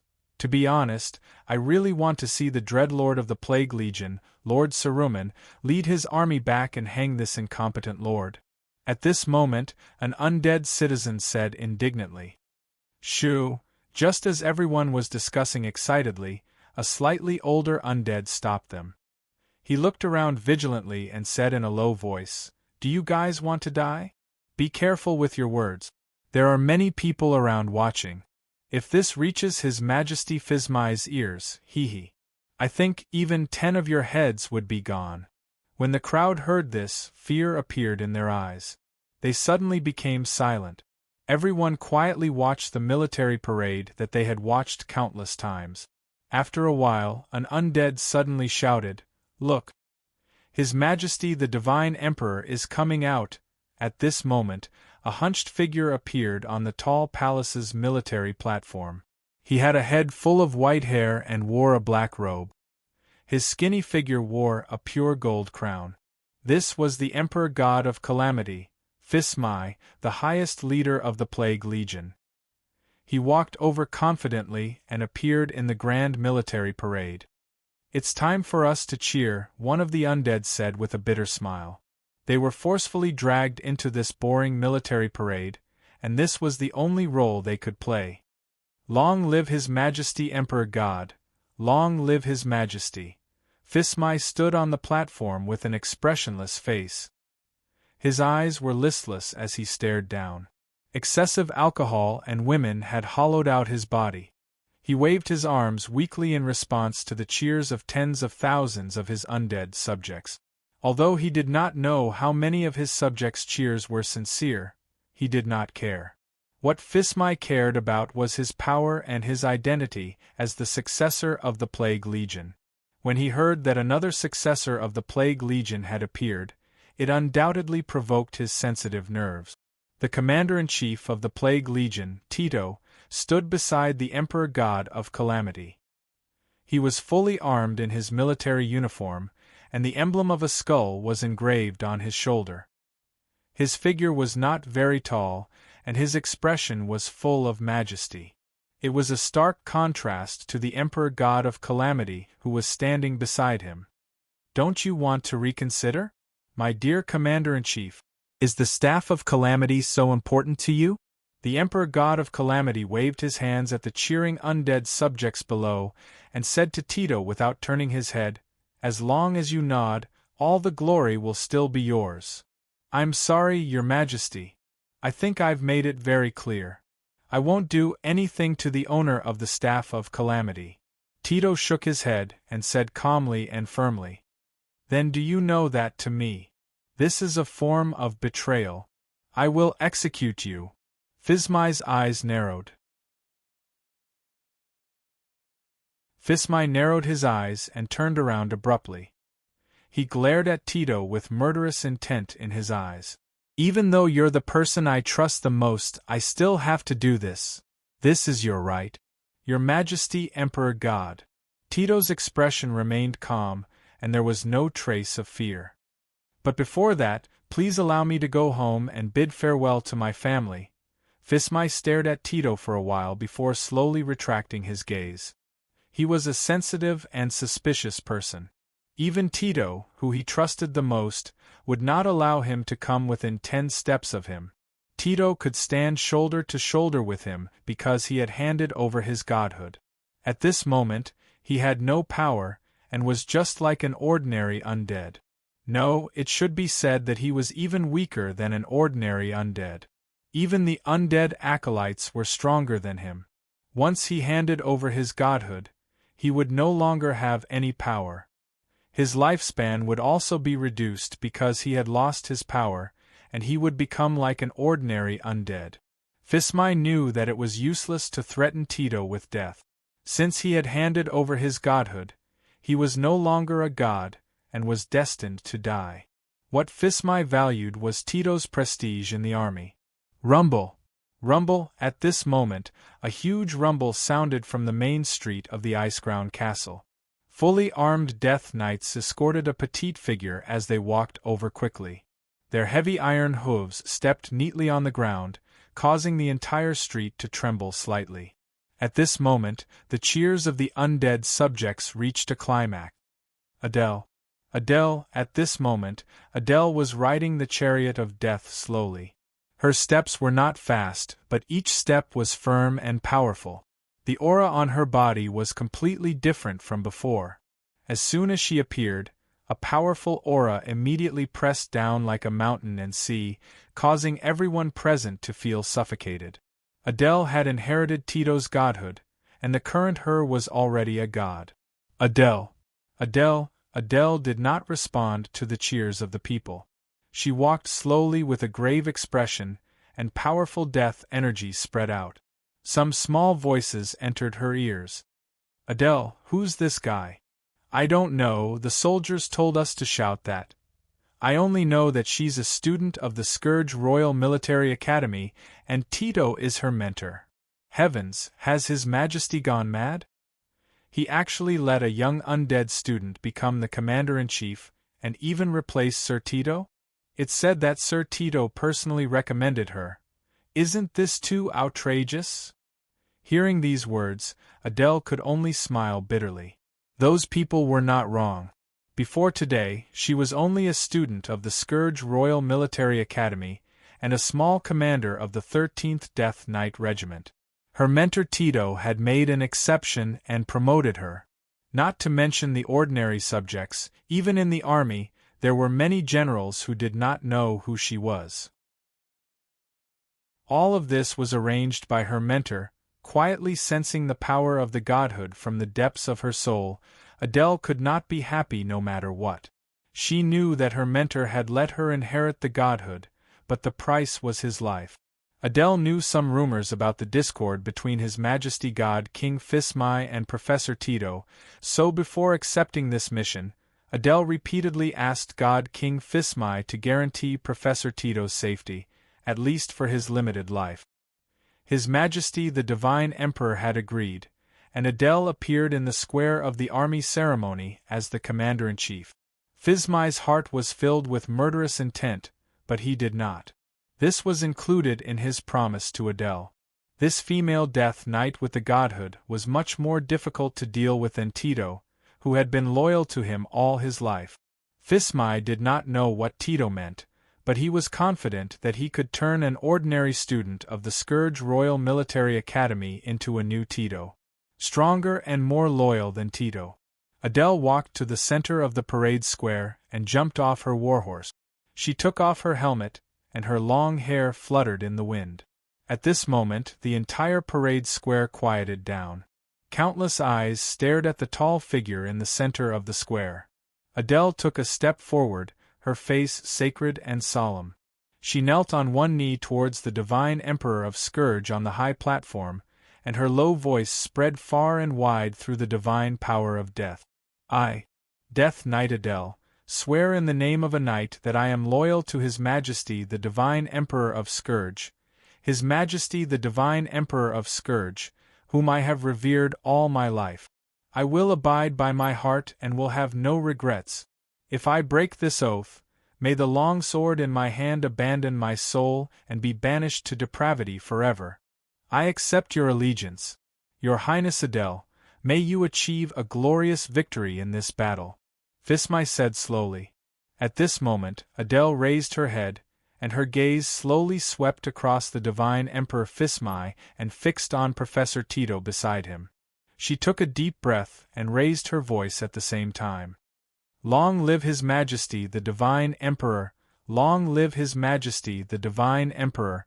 In an instant, all the undead were infected by Adele's enthusiasm. They spontaneously cheered, and their voices swept through the entire ice-crowned castle like a wave. Do you think Adele's ability is up to the task? Fismai greeted his subjects with a fake smile and a light wave of his arms as he spoke to Tito. I don't doubt her strength or loyalty, but I doubt her ability. If it wasn't for your full recommendation, I definitely wouldn't have considered it. She's too young. Adele is a military genius, there's no doubt about that. Tito looked at Adele with a knowing smile on his face. It's just that she's too inexperienced.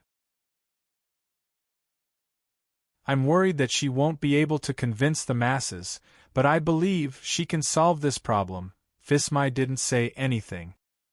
He looked down with an uncertain expression. Adele mounted the warhorse of death. At this moment, there was no longer any confusion in her eyes.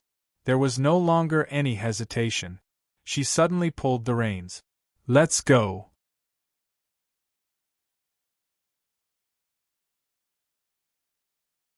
Chapter 889. Boom. Boom.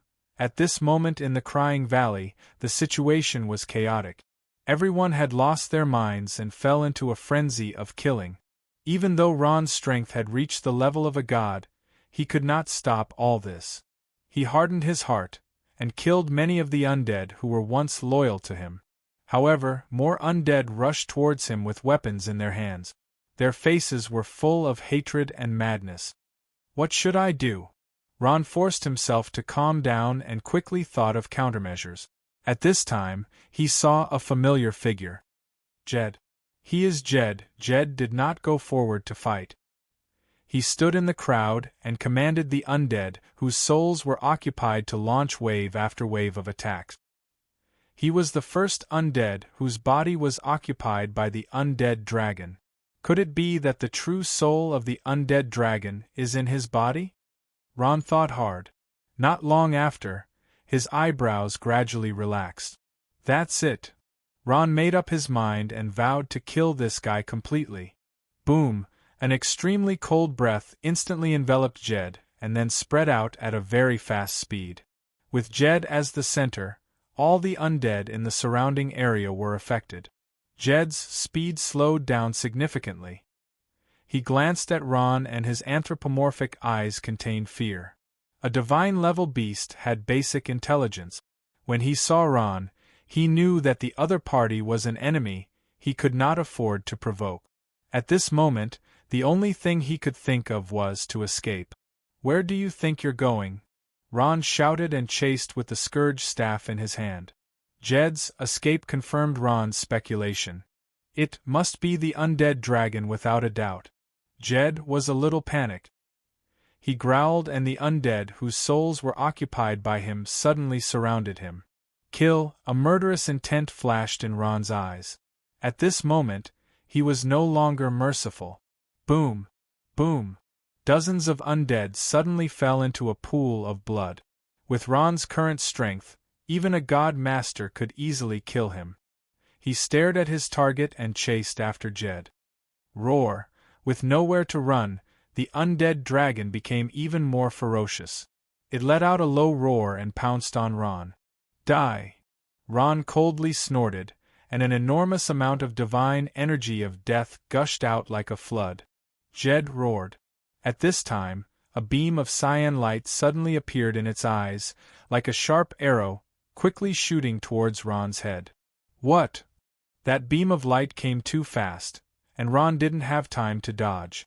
The strange green light entered Ron's head, and Ron only felt a loud boom in his sea of consciousness. Then, his mind became blank, the sky gradually darkened. In a small stronghold located at the border of Hakant, as usual, the undead soldiers in the stronghold were patrolling nervously and busily.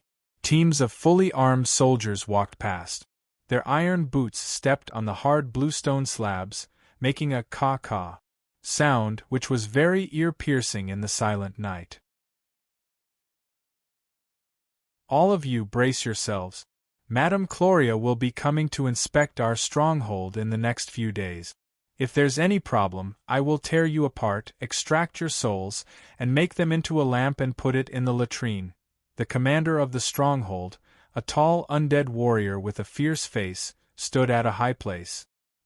His small eyes, which were the size of mung beans, stared at the undead soldiers below and said fiercely, "Yes, my lord." The patrolling undead soldiers quivered when they heard this, and then their spirits rose. They knew in their hearts that Lord Livid was originally the leader of the Beifong bandit group in this area. He had always been tyrannical and committed all kinds of crimes.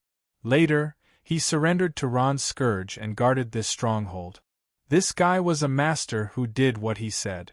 If their souls were really made into a lamp and put in a latrine, it would stink to death.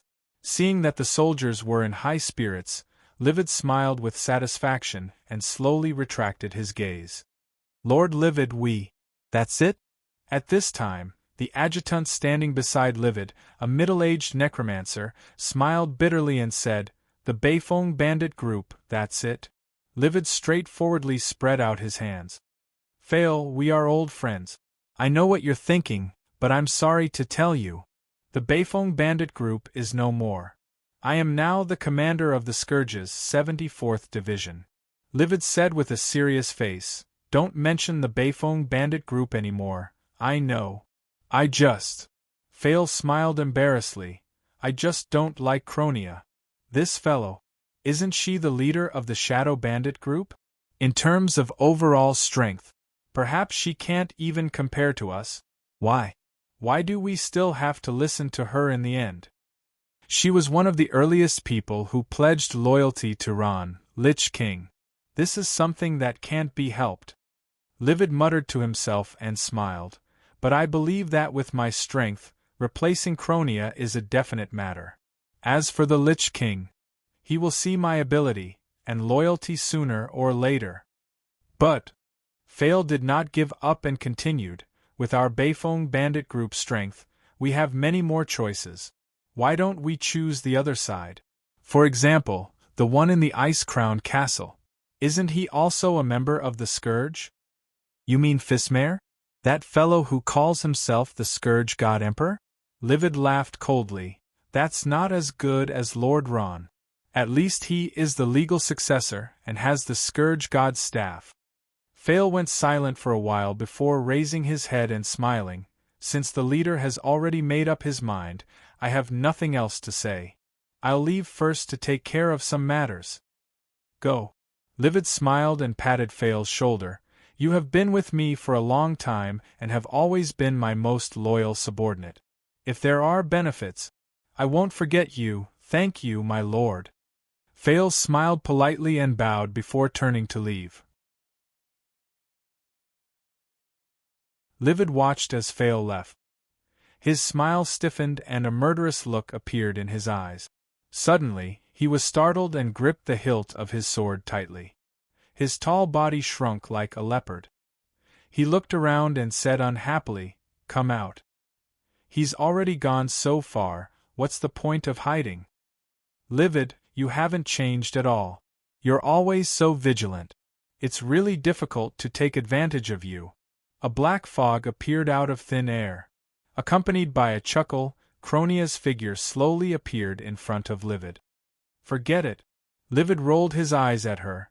"In terms of direct combat, you're not as good as me. In terms of concealment and assassination, I'm not as good as you. You? I'm afraid you've been here for a long time. Why are you still pretending?" Cronia smiled and did not admit or deny it. She changed the topic and said, "What do you mean? Is there a problem with your subordinates?" "My intuition tells me there is. But I don't have any evidence." Leviathan nodded and frankly admitted this point. Although he had a rough appearance, his heart was as fine as hair. The Beifong bandit group had escaped the encirclement of the Beastmen Frostwolf Corps many times, so Leviathan naturally had some ability. Fail's actions simply couldn't escape his eyes. "I'll send someone to keep an eye on him." Livid glanced at Cronia and said, "If there's no other way, we'll have to do it even if there's no evidence." Cronia nodded. "This matter must be done quickly. I've heard the latest news. The Iceground Castle has already begun to move. They've sent out an undead army of over 6 million and have already set off in a grandiose manner. War is something that will happen sooner or later. I just didn't expect it to be so soon." Livid took a deep breath. No matter who sat in Fismai's position, they would not tolerate such an existence. "The commander over there is Lord Tito, right?" "You guessed wrong. It really isn't him this time." Cronia smiled. "It's his student, an undead called Adele." "Adele? I don't know her." Livid furrowed his brows and shook his head. "But to be able to become Lord Tito's student, she should have some ability. The appearance of the Calamity Divine's staff has given the undead more choices. Lord Ron or Fismai, who will be the true successor?" Livid said. "We've already deployed everything on our side." Livid probed. An undead army of over 6 million gave him a lot of pressure. "We've deployed everything, but the main battlefield isn't here." Cronia sniffled her cute little nose. "In terms of numbers, we might be a bit smaller than them, but we have the home advantage. All the troops are complete. The last 2 Frost Dragon caves have also been successfully constructed. We're only waiting to produce Frost Dragons. But," Cronia sighed and continued, "Lord Lich King has led an army to hunt a god-ranked beast. It's been so many days and he still hasn't returned. Lord Lolth, who was also dealing with another god-ranked beast, has already returned. I'm a bit worried." "What's there to worry about?" Livid smiled. "If the Lich King can't even deal with a god-ranked beast, then he definitely isn't the Lich King. Since he isn't the Lich King, then there's no need for the Calamity Army to exist." Livid's eyes narrowed, a trace of craftiness flashing through them. "Although I've only met him once, I have confidence in him. Although Lord Ron isn't an undead, he has some of the characteristics of an undead. He's humble, brave, confident, as well as unyielding patience and tenacity. I believe that he'll definitely succeed. I hope so. Cronia's heart relaxed and she smiled. I have to go, Livid. You have to deal with the matter of the spy as soon as possible. Before the war, you have to be decisive. I know.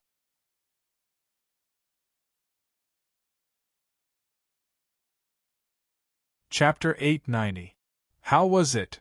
Just as Fail returned to his room, a thin, undead, middle-aged man appeared out of nowhere and stared at him as he asked, "You scared me." Fail was startled. He already had a guilty conscience. He walked to the window and looked outside before closing the window. "No, I have no clue at all," Fail said helplessly. "That guy Leviathan will never listen to me. I haven't even started to speak and he already shut me up with words, so it's like this." The undead middle-aged man impatiently paced back and forth in the dark room. After a long while, he finally made up his mind and said, "Looks like Leviathan has already steeled his heart to follow that fake god. We don't need to waste any more time on him. Lady Adele's undead army is about to arrive. Fail if you do this." The two of them lowered their voices as they spoke. At this moment, a burst of chaotic footsteps could be heard from afar, rushing towards the room. When the undead middle-aged man heard this, his expression immediately changed as he pushed Fail. "Damn it, you betrayed me?" "I didn't." Fail was anxious when he heard this. He did not know where he had exposed himself, but he did not expect that Cronia had already set her eyes on him. At this moment, Leviathan's rough and loud voice could be heard from outside the door. "Fail, stop resisting. Who is that guy inside?" He doesn't seem to belong to our stronghold. Hand him over and you'll be fine." "What do we do?" Fail was so frightened that his face turned pale. He held onto the handle of his magic staff as his body trembled. He knew how terrifying Leviathan was. The undead middle-aged man's expression was uncertain. "This place has been surrounded. There's no other way, we can only charge out. Kill." Fail threw caution to the wind as his eyes revealed his killing intent. Boom! The two figures broke through the roof and were shocked. They saw that the ground below was densely packed with fully armed undead. Leviathan was standing in the middle of the crowd as he commanded the soldiers to attack. The undead middle-aged man's heart sank to the bottom. They had already discovered it. Kill, Livid waved his longsword, and countless undead spells rained down like raindrops. After killing Fail, the spy, Leviathan's expression was gloomy and terrifying. After a long while, he weakly waved his hand. "Men." A lean undead youth quickly walked to Livid's side. "Where is Fismer's army now?" "Reporting to Lord Livid, they have already crossed our border and are advancing towards the stronghold. They are only 300 kilometers away from us." "What? You actually came so quickly?" A look of shock flashed across Leviathan's eyes. 300 kilometers seemed very far, but with the speed of the Frost WYRM, it would only take a little more than half a day. This meant that his small stronghold would soon encounter Fismai's Calamity army. Leviathan pondered for a moment and said, "Pass down my order. All soldiers in the stronghold are to carry out Plan B immediately." "Yes, Lord Livid," the undead youth replied loudly. 4 hours later, when the sky was just beginning to turn bright, the peaceful stronghold suddenly began to shake. Then, the bleak sound of a horn resounded throughout the land. What is that?" "It's Fismai's scourge. They're finally here, heavens! Frost dragons! Even their frost dragons have been mobilized." A dragon's roar suddenly came from the sky. Immediately after, a frost aura rushed over, causing all the undead in the stronghold to tremble. Calm down. Calm down." Leviathan quickly walked out of the room and shouted loudly. As the person in charge of the stronghold, he patrolled the area once every hour without slacking off. He only rested when the sun was about to rise. Who would have thought that the enemy would arrive before he could even take off his armor? Activate the defenses immediately. Ghost Tower, get ready, necromancers, get ready. Under Leviathan's command, the entire stronghold became busy. The soldiers all ran to their defensive positions, and the poisoned dragon-slaying arrow at the highest point of the stronghold started to move quickly. At this moment, 3 black dots appeared in the sky. Accompanied by a loud roar, 3 huge frost WRMs appeared in the sky above the stronghold, followed by thousands of elite gargoyles. Leviathan knew that they were merely the vanguard of the Scourge army. At this moment, one of the frost WRMs roared and spat out a large amount of ice dust. Wherever the ice dust went, all the undead shuddered, and a layer of ice condensed on the stronghold's walls as if by magic. Attack! At this moment, Leviathan was determined to counterattack. Following his command, countless necromancy spells rose from the stronghold. The skulls burning with cyan flames bombarded the frost WRMs and elite gargoyles in the sky. Boom! Boom! Boom! Countless necromancy spells bombarded the frost WRMs, creating brilliant sparks in the sky. The frost WRMs had huge bodies and strong defenses, but they were too slow. They were simply live targets in the sky. Although the elite gargoyles were faster than the frost WRMs, their defenses were too weak. They were shot down in a single exchange. Even if they were lucky enough to survive, they would turn into stone and could no longer participate in the battle. Necromancers wearing black robes and bone armor stood in the middle of the dome of the Ghost Tower. They held bone staffs in their hands, and there was a huge magic array engraved with mysterious patterns around them. Through this strange magic array they released their spells. Through this magic formation, the power of the necromancy spells they released was more than twice as powerful as usual. Under such a concentrated attack, one of the frost WRMs was the first to be unable to hold on. It let out a roar of despair as its huge body fell. Boom! The huge frost WRMs crashed into a small mountain next to the stronghold, and then heavily fell to the ground with a loud sound. A layer of white mist drifted out, and the hair and eyebrows of the nearby undead soldiers were covered in a layer of white frost. Long live! Seeing the frost WRMs fall, the undead soldiers in the stronghold let out excited shouts. Their morale was greatly boosted, and they immediately aimed at the remaining 2 frost WRMs. Well done! Just like that. Aim. Fire! Leviathan shouted loudly, his face turning a bit red due to his excitement. Winning the first battle was a great honor for him and the undead soldiers in the stronghold. Boom! Boom!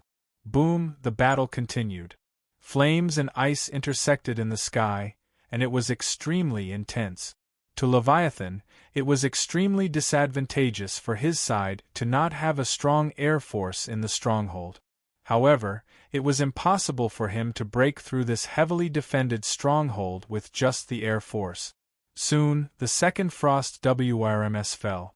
This time, it was the poison dragon slaying arrows in the central tower of the stronghold that made the biggest contribution.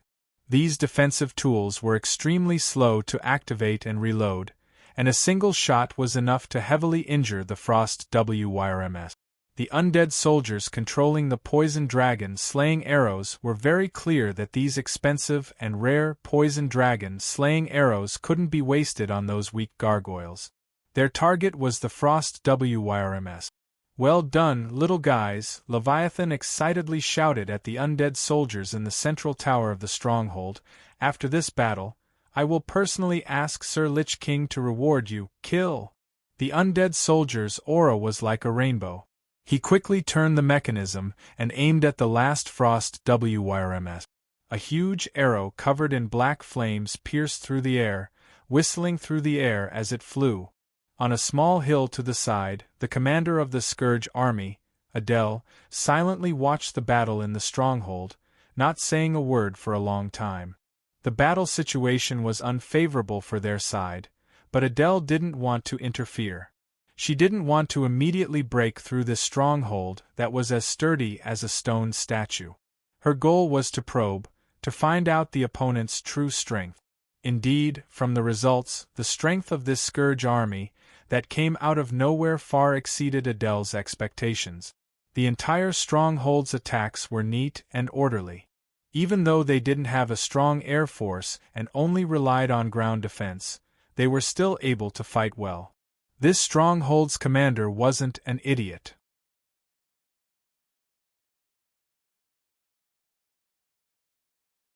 Chapter 891.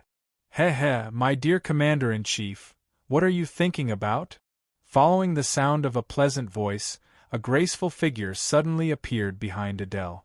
She was a standard undead female, and was slightly older than Adele.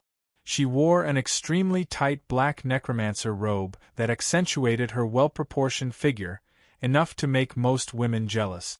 The skirt only covered her knees by a few centimeters, revealing a pair of perfectly round, snow-white legs. Even though she was on the battlefield, she still wore exquisite indifference. Her tight body and the half of her upper body that was deliberately exposed showed that she was a seductress who could make men go crazy in bed. The name of the undead female that appeared in front of Adele was Scarlet. She was a proud necromancer and also the military commander of the Calamity Army, in charge of military affairs. She was originally the wife of one of His Majesty Phizm's ministers, but many undead in Icecrown Castle knew that this woman was a famous social butterfly in Icecrown Castle.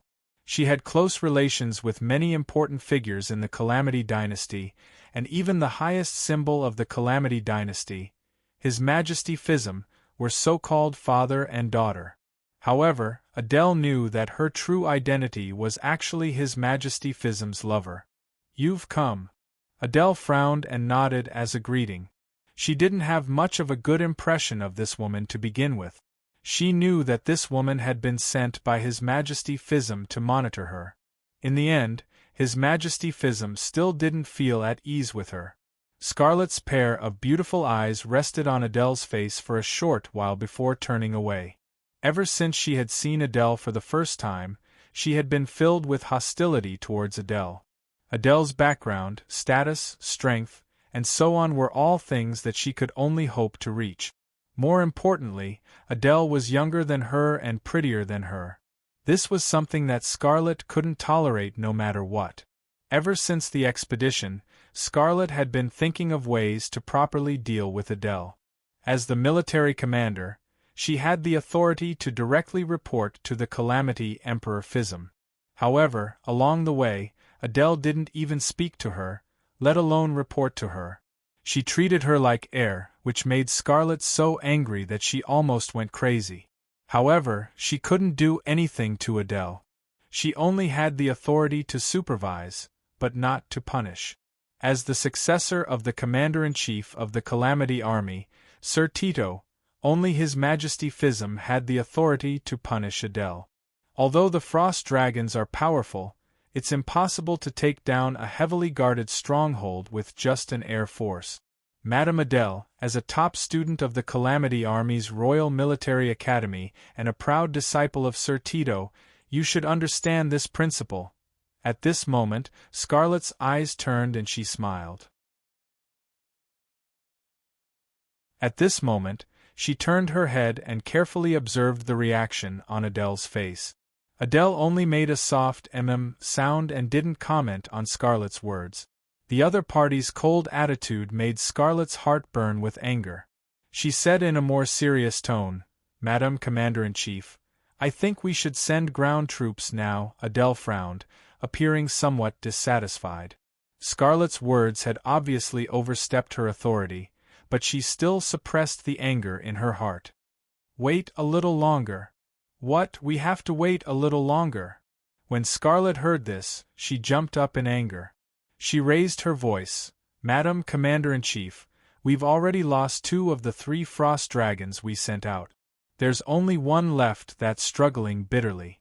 Admittedly, frost dragons are only undead creatures, but do you know how many black crystal coins a frost dragon costs?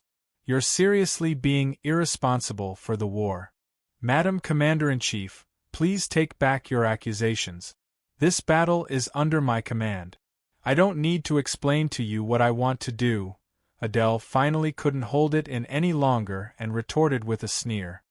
You? When Scarlet heard this, she trembled with anger. She pointed at Adele but couldn't say anything. If Madam Commander-in-Chief has nothing else, please return to your tent and stay there. Adele snorted coldly and turned her head away, directly ordering her to leave. She didn't want to look at this woman again and ruin her mood. You're ignoring military law, defying the authority of His Majesty the Divine Emperor, and not listening to His Majesty the Divine Emperor's orders. Scarlet's anger finally erupted and she roared loudly, I'm going to report you to His Majesty the Divine Emperor. Scarlet's words finally enraged Adele. She turned her head and fiercely glared at Scarlet. In an instant, a powerful aura erupted like a mountain. The surrounding atmosphere suddenly dropped to the freezing point, causing Scarlet to instinctively shiver. Only then did Scarlet remember that the other party had inherited Sir Tito's divinity and was a true god. Pinching her to death would probably be as simple as pinching an ant to death. Whatever. Adele's anger finally didn't flare up. She coldly spat out this sentence and then ignored Scarlet, turning her attention to the battlefield in front of her. Humph, just wait and see. Scarlet's arrogance quickly subsided. After leaving behind a ruthless sentence, she hurriedly left, not daring to stay a moment longer. At this time, a Death Knight quietly approached Adele and said in a low voice, Commander-in-Chief, Sir June, this woman is always giving orders about our military affairs. It's very troublesome, but we can find a few brothers. Saying so, he made a kill gesture. No. Adele didn't even think about it and directly refused. She's His Majesty the Divine Emperor's people. Scarlet's identity represented the Divine Emperor. This was something Adele still knew. That Death Knight frowned and said, in the past, Sir Tito had never sent an overseer. Do your own thing and don't care about anything else. Adele's face was as calm as water as she coldly said, Reporting. At this time, a Death Knight riding a skeleton warhorse quickly ran up the hillside and saluted while on horseback. Reporting to Commander-in-Chief, Sir June. Our first batch of meat grinders has arrived. The meat grinders have arrived? Very good.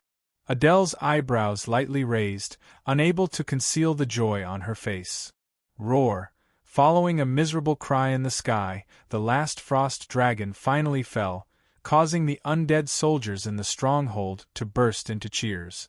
The rest of the gargoyles saw that the situation wasn't good and left the corpses and statues on the ground, screaming as they fled.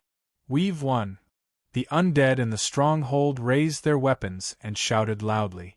Even the solemn Leviathan's face revealed a smile that hadn't been seen in a long time. But before he could be happy for long, a series of zap, zap, zap sounds were heard. It's meat grinders! Heavens, so many meat grinders! In front of them, several hundred meat grinders were pushed to the front line. They were separated into 3 rows, the grand scene causing the undead soldiers in the stronghold to be dumbstruck. A Death Knight in black clothes and black armor ran back and forth, loudly shouting something. Release. Following the commander's order, several hundred meat grinders moved at the same time. In a moment, several hundred corpses flew into the sky with sharp whistling sounds. Boom, boom, boom, these corpses landed on the walls of the stronghold and exploded like bombs. Cracks appeared on the sturdy walls, and the undead that were hit by the explosion were sent flying by the powerful airflow. Some even fell off the walls. Not good. It's meat grinders. Leviathan's heart sank to the bottom. Ever since he saw the meat grinders being pushed out, Leviathan knew that something was wrong. With so many meat grinders moving at the same time, it was clear that they wanted to destroy the stronghold. Could this be their main force? Leviathan sucked in a breath of cold air. Although he didn't have much hope of defending the stronghold, seeing how powerful the other party was made him anxious. Caw, caw, caw, another series of mechanical sounds rang out, and several hundred corpses were once again thrown into the air and landed on the walls of the stronghold. Boom, boom, boom, the mountains and earth shook, and the stronghold suffered a destructive blow. Leviathan and his undead soldiers were suppressed by the fierce artillery fire to the point that they couldn't breathe.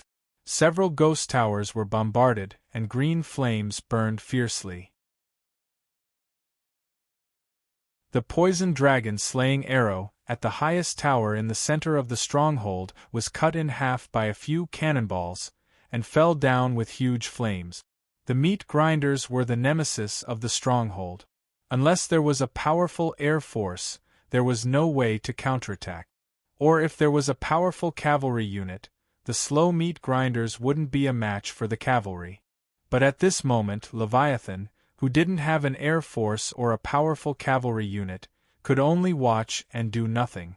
Leviathan was lying on the ground below the walls, and the falling rocks almost crushed his majestic body. It seemed that it was as Cronia had said. This stronghold couldn't be defended at all, and they were only trying to delay the enemy's army to buy more time for their side. It seems that we can only retreat. Leviathan's mind spun rapidly, secretly calculating the route of retreat. Very good. Adele nodded, satisfied with the meat grinder's effects. Prepare to attack. Yes, my lady. Woo woo. The desolate sound of the bugle horn rang out once more, and then the entire ground began to shake. Charge, kill! Under Adele's command, the Scourge army began to charge. Countless undead surged forward like a tide, charging towards the stronghold. The Death Knights in heavy armor charged at the front, the long swords in their hands pointed forward, bursting forth with an unstoppable momentum. Behind them were countless zombies, ghouls, and skeleton soldiers. The slow-moving abominations and catapults followed closely behind, their momentum shaking the entire battlefield. As expected, it's their main force. Leviathan's expression changed greatly. Judging from the momentum of the enemy's attack and the shaking of the ground, the enemy had at least 800,000 people, and this didn't include the undead creatures summoned by the necromancers. At this moment, the necromancers in the enemy's undead army began to chant in a low voice. Lord Leviathan, look! An undead soldier pointed not far away and shouted loudly. Leviathan looked and saw that under the necromancer's summoning, the corpses that had been tossed onto the walls were standing up shakily. Not good, we have to retreat immediately. Leviathan's expression changed greatly.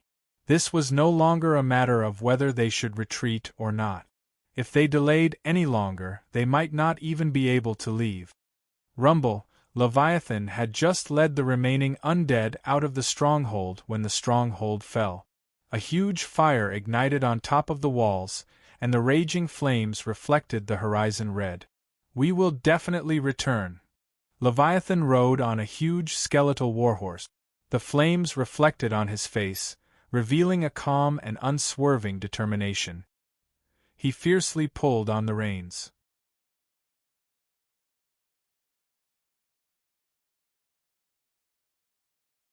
Chapter 892. The Scourge army led by Adele took down many strongholds like a hot knife through butter. They crossed the Crimson Bone River and headed straight for Hawkant, not far from the Forgotten City. At this moment, the Forgotten City was in chaos. The Lich King, Ron, who had gone out to hunt god-grade beasts, had disappeared. At the same time, Phizmai's undead army was advancing step by step. The entire Scourge army was as anxious as ants on a hot pan. Reporting. The rebel army has crossed the White Bone River and reached the burial mound. Reporting. The rebel army is moving very quickly. They have already reached the burial grounds. Reporting. The battle reports from the front lines flew in like snowflakes. Even in the distant Forgotten City, one could smell the scent of war. Countless fully armed undead patrolled the street. High-grade weapons and equipment that were normally unattainable were openly distributed on the street. Some undead mages in black robes and white armor walked on the streets, giving out rousing speeches. They called for all undead to take up arms and join the army to resist the rebel army. Ever since the start of the war, the Scourge army, on both sides, had declared the other side as a rebel army and questioned the legitimacy of the other side's successor. In the main plain, the war between the two Scourge armies had caused a storm. Haha, interesting. In a room in a certain city in the main plain of strength, the heavily armored Long held a battle report in his hands. He softly read it, a trace of joy flashing through his eyes. Fismy, that coward, he finally couldn't help but make a move. If it weren't for us orcs, your undead army would have already killed their way over. The corner of Long's mouth rose slightly. He suddenly used force, crushing the battle report in his hands into a ball and throwing it on the ground. Ron, don't disappoint me. In the Forgotten City's Hall of the Undead, it was completely silent. The atmosphere was terrifyingly heavy. Shea, is the Lich King really all right? Cronia raised her head and looked at Shea. Her beautiful eyes were filled with anxiety. Shea hesitated for a moment before silently nodding. I can't sense his existence, but I know he should be fine. Through their soul connection, Shea knew that Ron was safe. However, she did not know Ron's exact location or his current situation. Spider Queen Lolth sat quietly on the huge wooden sofa, not saying a word. Her expression was a little uneasy. It's been more than 20 days. What kind of divine tier beast is it? Even Ron can't defeat it? Shea clenched her fists tightly and looked out of the window with her dark eyes. At this moment, the sky was filled with wind and clouds, and the sky was changing color. War is coming. Fismy's army of 6 million was like a dark cloud hanging over everyone's heads. On the other hand, Ron's Calamity army only had 4 million soldiers, and this included the old, weak, and sick. In terms of strength, Ron's Calamity army was clearly at a disadvantage. The Forgotten City's development time was too short. Or rather, God Emperor Fismy didn't give Ron any time to develop at all. The worst thing was that in such a grim situation, the Lich King, Ron, was nowhere to be found. Things couldn't get any worse. Cronia stood up in annoyance and paced around the hall. In order to eliminate the 2 divine tier beasts in the territory, 2 hunting teams set out at the same time. Lolth and the others had returned long ago. Why did Ron? Cronia glanced at Lolth, and her heart sank as if she had understood something. Lady Lolth, do you know what the divine tier beast Ron is hunting is? Loltha's face reddened and she immediately became embarrassed. Yes, I know. The one occupying the Weeping Valley is an undead dragon. What? Undead dragon? When everyone in the hall heard this, their faces instantly turned deathly pale. Everyone knew that the undead dragon was the most troublesome divine tier beast to deal with. It was proficient in soul attacks and was many times stronger than the divine tier beast Rose had to deal with. Lolth was going to deal with a treant. It looked like a tree on the surface, but it was actually a divine tier beast.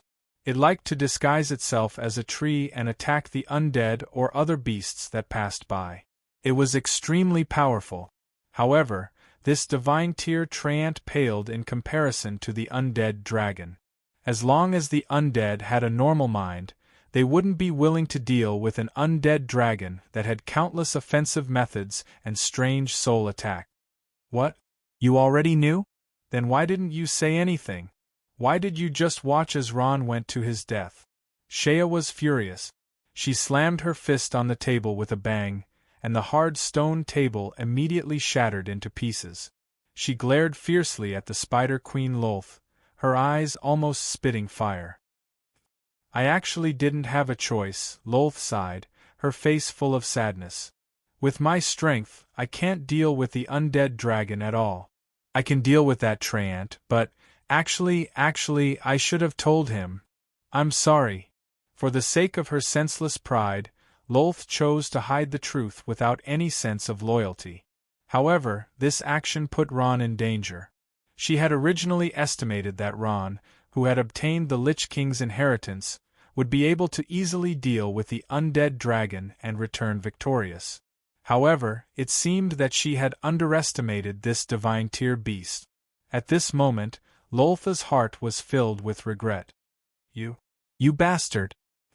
I'll fight you to the death. Shea was so angry that she had already lost her mind.